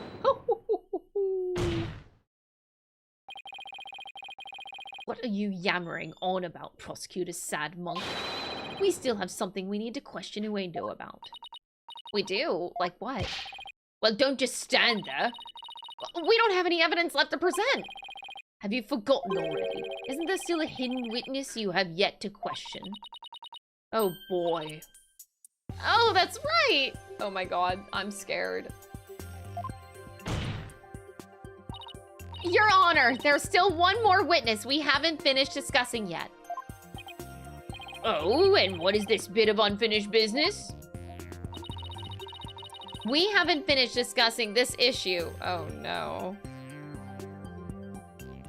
I'm not even gonna go for stupid answers this time. Let's go. We still have to discuss the possibility of a fourth personality, the one named Owen.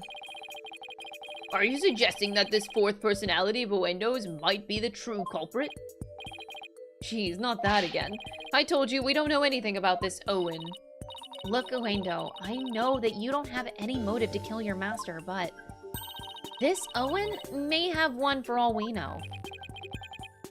Come clean. Oh. Why? Like, okay, but for real? Simon has no right to do this in the courtroom. Like, he knows that he's just being hot shit. Like, you don't just do that and lean for no reason other than just to be hot. Come clean now, Uendo. You've got another personality stashed away, haven't you? Please tell us everything you know about Owen. That's enough. The witness has already stated that he knows not of any Owen character. Bravo! You tell him, Mr. Prosecutor! Hey, Patches. If you claim you don't know Owen when you really do, that's tantamount to perjury. If you want to exercise your right to remain silent, however, well, that's a different story. Do not listen to the depraved prosecutor witness. You will be tainted with his evil. Hold on. Timing someone out on YouTube for like a long time because you're really annoying. Do not listen to the depraved prosecutor witness. You will not be tainted with his evil. Do you have any idea how dark and cold a prison cell is? I exercise my right to remain silent! What's this now? Changing horses in midstream, are you? Shut up! I will remain silent and that's it! Patches, you fool! Stay out of this!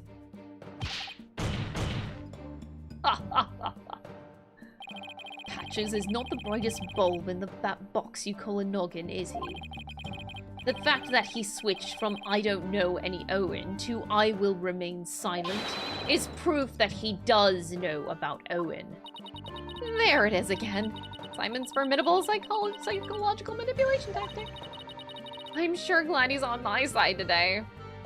He should stay on our side every day. Actually, no, that would be boring. It's just exciting when it's happening in the now, but, you know. Being on opposite sides of the courtroom ain't so bad. So, this is just a moment. We're having a moment. Objection. You dirty, despicable, depraved prosecutor. You are leading the witness. Witness, there is no need for you to submit yourself to the defense's questioning. Keep going, Simon. Just keep on going. Your Honor, Uendo is definitely hiding something. Please allow me to question this witness about the existence of Owen. I suppose only this witness can confirm or deny the existence of Owen for us. Very well. I will allow the defense to proceed. Pelkunka.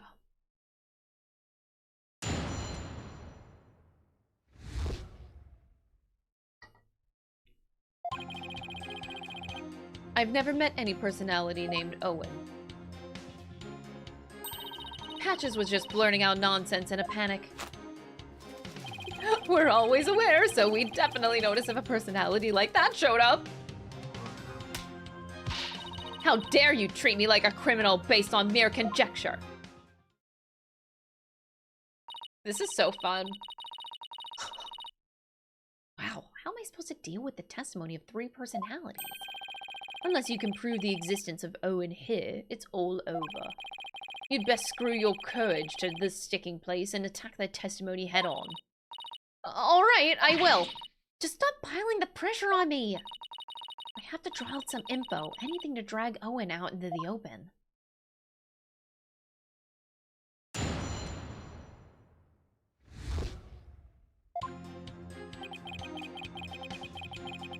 Hold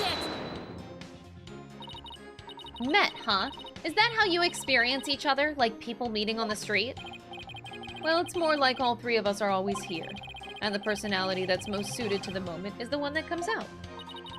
So, when you're out, Uendo, what are the other 2 doing? Well, we never know when our turn will come, right? So we stand by and listen. So that means all three of you share the same memories?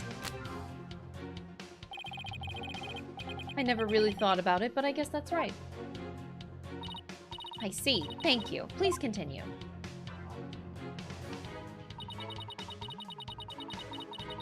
Hold it! Patches, can I have a word with you, please? Why, hello, you rang? You said at first that you didn't know anybody named Owen, but then you exercised your right to remain silent. Were you afraid of committing perjury? Well, you see... I'll take over from here if you don't mind. Listen, I hate to say this, but Patches is about as smart as a sack of rocks. If you grill him with a bunch of highfalutin words, he's going to want to keep silent. I see. So, looking after loose-tongued Patches is your role, is it, Miss Kisegawa? Well, I don't know about that, but anyway, I do know that Patches was just flustered, and that's why he decided to remain silent.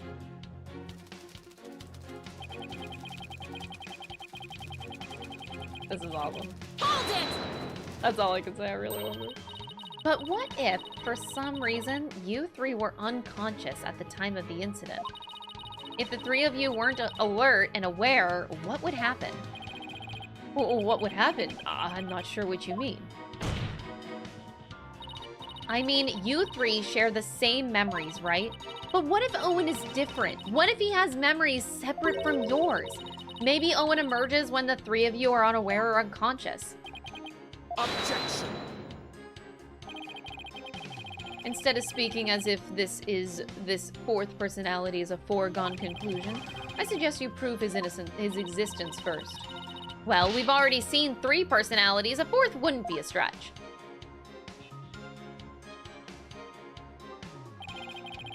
You dishonor the victim in this court by jumping to such conclusions without proof. Have you ever heard these old sayings, Prosecutor Sadmati?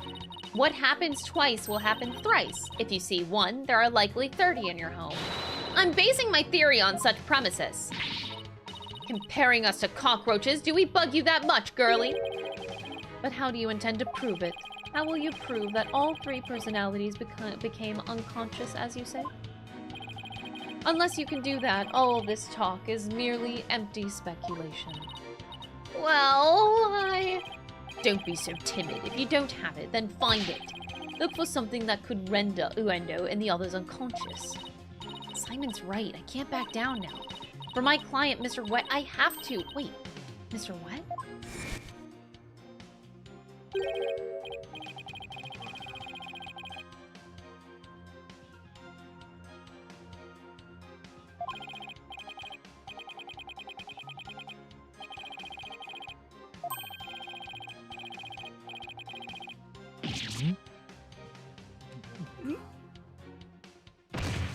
And he's dead again, in a flashback.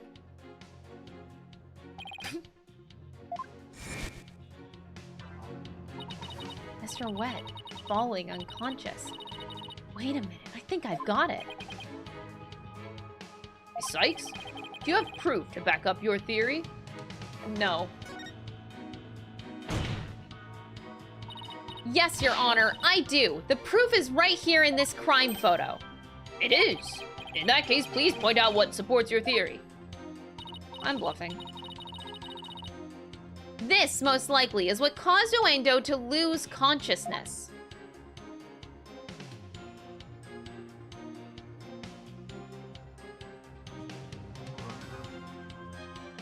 Take that! I was just referring to that overall section. Do I need to be more specific?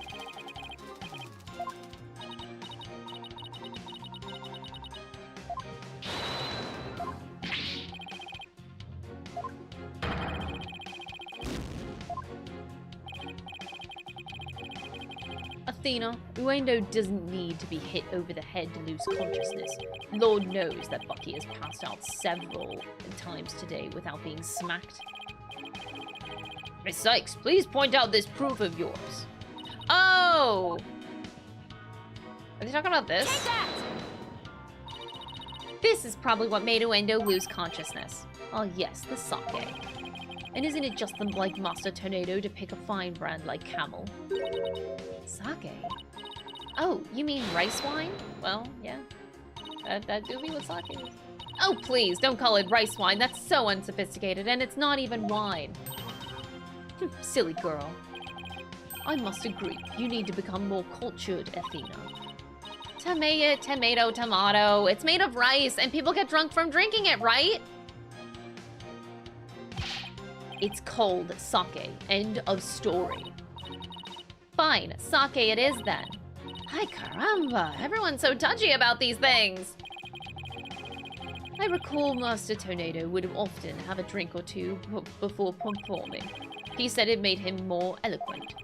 Drinking too much of the stuff can make one lose consciousness though, of course.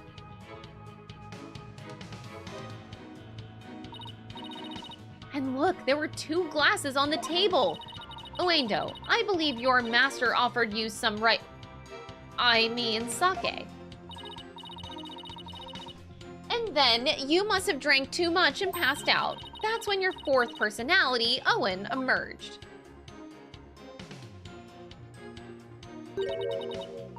I drank sake. Oh, that's a good one. We have a real sweet tooth, you see, so yes, we did accept a sugary red bean bun. But since we really dislike sake, we said no, thank you to that. Believe it or not, we were real weak when it comes to booze. Even a tiny drop can knock us right out. So, you see, I had a sweet manju bun, but I didn't drink any sake. What? But that can't be right. The defense demands that the glasses be examined right away. You amateur, do you really think I had not already done so? Your foolishness is beyond the pale. Don't tell me. There was no trace of the witness having touched either of the glasses, naturally. Right, of course. Miss Sykes, would you like the witness's statement added to his testimony? Yes, please, Your Honor.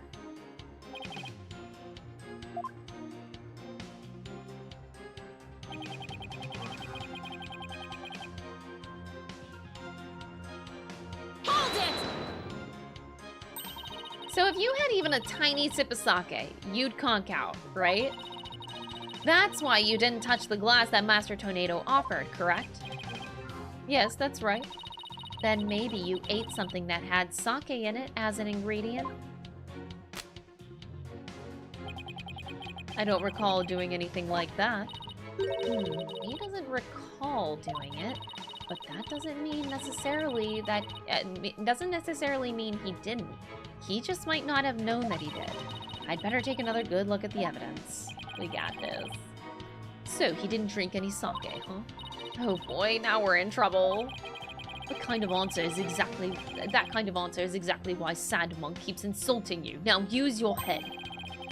There are countless ways Uendo could have gotten sake into his mouth besides drinking it. Well, I don't know about the countless part, but nothing. Give it some thought and you'll figure something out. So, the witness must have had something containing sake? Is there anything in the court record that hints at something like that? The voice acting makes this insanely captivating. Thank you, that's so sweet of you.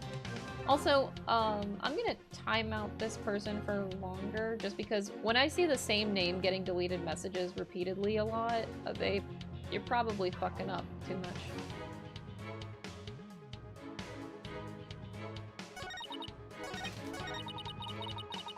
How dare you treat me like a criminal based on mere conjecture? Oh, we didn't actually get this one. Since nobody involved with this case is named Owen, we have to explore the possibility that he's a hidden 4th personality of yours. After all, the cards read Owen the 4th. How can you be so sure that's what the cards really mean? What else could they possibly mean? Well, for example, Owen the 4th hitter. Who in the world is that? He's a baseball player, a really great one, too. Owen Gonzalez, 36 years old. He's a clean-up 4th place hitter, of course. If such a famous baseball player was there hanging around in the theater, He would have drawn a lot of attention to himself, don't you think? Well then, how about this? Maybe it means ON for TH? Like ION 4000? And who is this mysterious N person? What? N isn't a person. It was Shisho's favorite hobby shop. Enjoy. He was a huge model train collector. This is so derailing. Holy shit. I see. Maybe he owed the hobby shop some money, so he left a note to remind himself. In cards on the table? Shisho worked in mysterious ways. Are you even taking this seriously?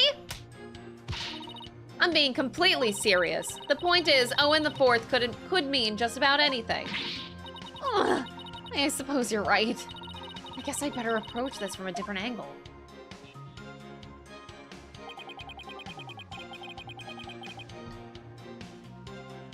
Derailing because of the model train. I didn't do that because of... I didn't knowingly make the pun, y'all. No, I did. That wasn't on purpose.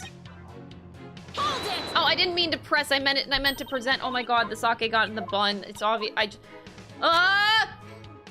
Sorry, I fucked up. I didn't make the pun on purpose. I promise. I would not do such a thing. Okay, not press, present. I need to press the right goddamn button. Now, which one do we present? Probably the photo? Yeah, probably the photo. What else would it be?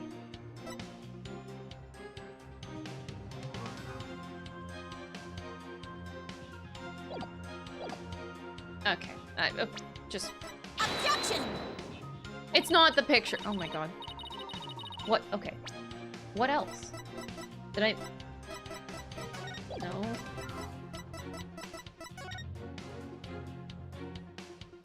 Simon's statement is stupid now. Well, the first page.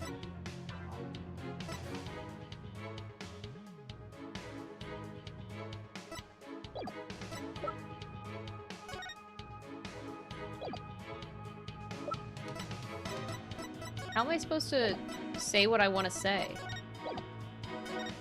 There's only one page to that. Okay.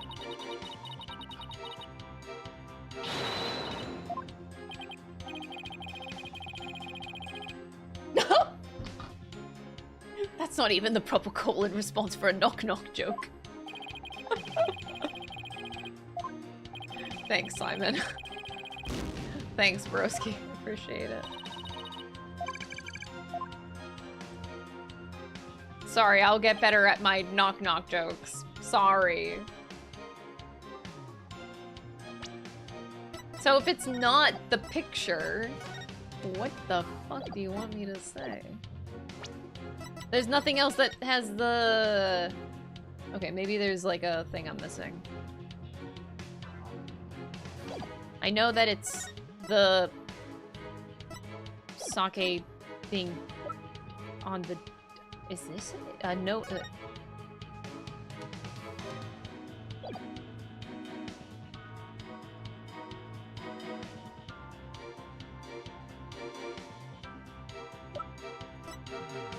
But nothing else makes sense. I'm confused.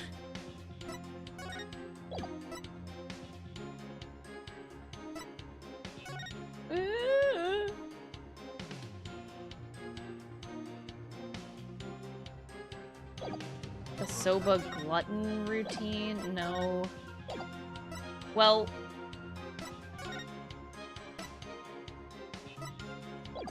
Am I misinterpreting this whole situation? I've never met any personality. Patches was just blurting out nonsense. It's... Okay, no, it's only this last statement. It has to be this last statement. I had a sweet manju bun, but I didn't drink any sake. It's definitely this statement. It's just like... What?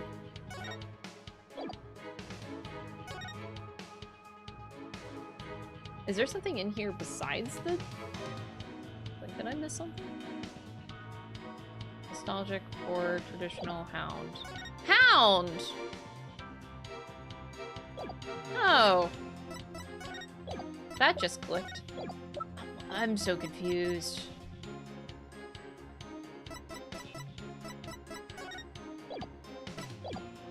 I don't know what to present.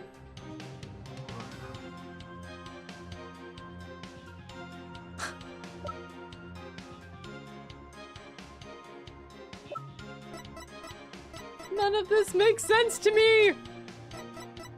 Okay, I'm just gonna narrow it down to, like, possibilities. We're gonna go with this one first, the invitation. I don't see how any of this makes sense, though. Objection! If it's not the picture, where the fuck is this game going? Alright, penalty. Alright, the next possible one I can think of would be... Oh, wait! Oh, I want to hear Simon Sweet consult me. Yes? What's the matter, Athena? Have you been bested by Prosecutor Sadrunk already? Of course not. I just don't have any idea what to do. Your expression tells me that you have no idea what to do. Got him.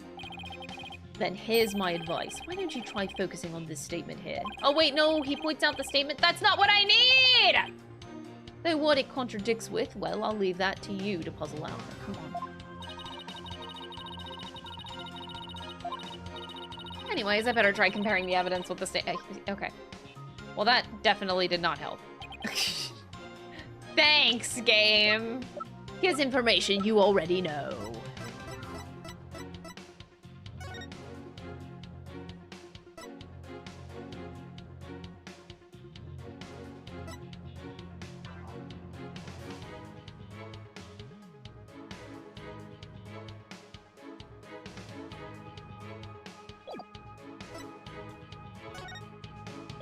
Objection!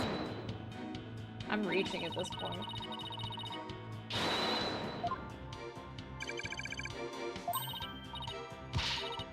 I just wanted my picture of evidence to work because I wanted to point out the buns in the picture, and then apparently that wasn't it, and now I'm just... Ah.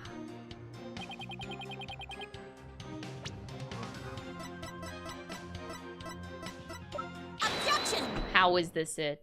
Please explain, game. This shows what most likely made Oendo lose conscious. That note? Are you feeling lightheaded, child, or perhaps a bit peckish? I'm not hungry, and my head feels just fine, thank you very much. Look at the paper this note is written on. Isn't there something familiar about it? Yeah, it's on the buns, I know. What exactly is your point, Defense? That's what I want to know. This faint design here reminds me of the paper for it. Paper from the meatball memory. It's the piece of the wrapping paper on the box of manju buns by the victim on the floor. Oendo, you may not have drunk any sake, but you did eat a sweet red bean bun, right? Oh my god. Okay. Well, yes, that's right. I don't know if you are aware of it or not, Oendo, but I believe the manju that you ate caused you to fall unconscious. The bean bun, but how? Because those buns contained a secret ingredient. A very punchy secret ingredient at that. A punchy secret ingredient? Yes. The design on the wrapping paper matches that of something else at... Oh.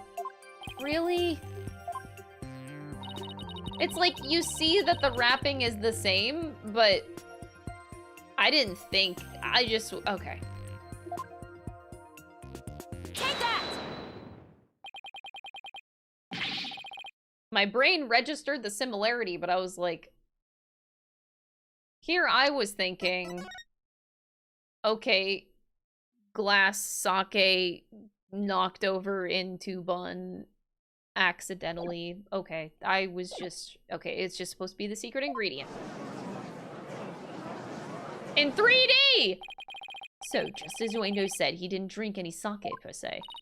But he did eat some. Impossible. Uendo had a Camel brand red bean bun, which boasts a nice shot of sake as one of its ingredients. So the defense is claiming that Uendo passed out after consuming a Camel sweet bun? which allowed a fourth personality named Owen to emerge. Is that correct? Yes, Your Honor. That's exactly what I'm claiming. But there's one thing that bothers me. Wouldn't the alcoholic content of the buns evaporate as they are steamed? In order to give them a stronger flavor, some manju are especially made to retain as much of their alcoholic content as possible. What kind of lightweight do you think I am? Even I wouldn't pass out for making a simple manju.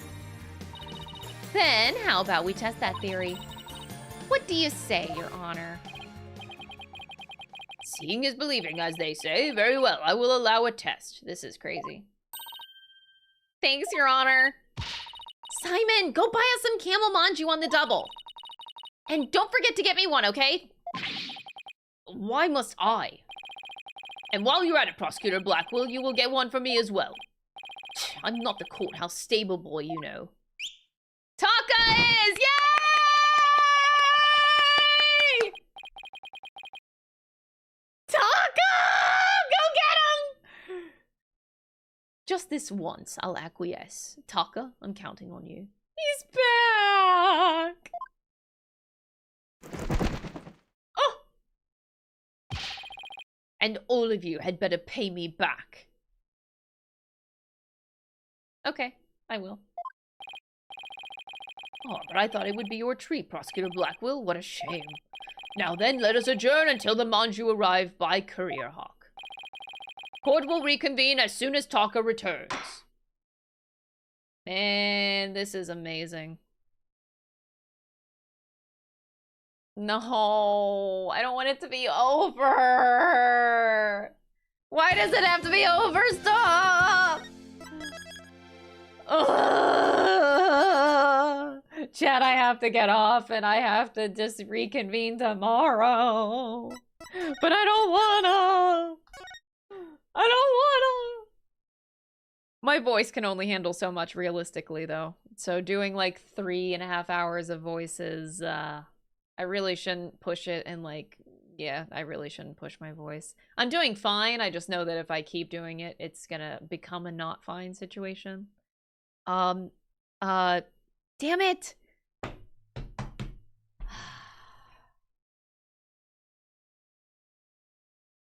I'm so upset. Okay, anyway. Okay, I have to get over it. All right, I will see you guys tomorrow. Thank you for the stream. Don't forget that plushies are now on sale only for the next 2 more weeks, and then they are gone forever. Make sure you go get your plushie, support the stream. It's my first ever merch, so it's kind of a big deal, and it's super cute. Look at you. Go get an axolotl plushie now, and I will see you guys tomorrow for more Simon Blackwell. Bye.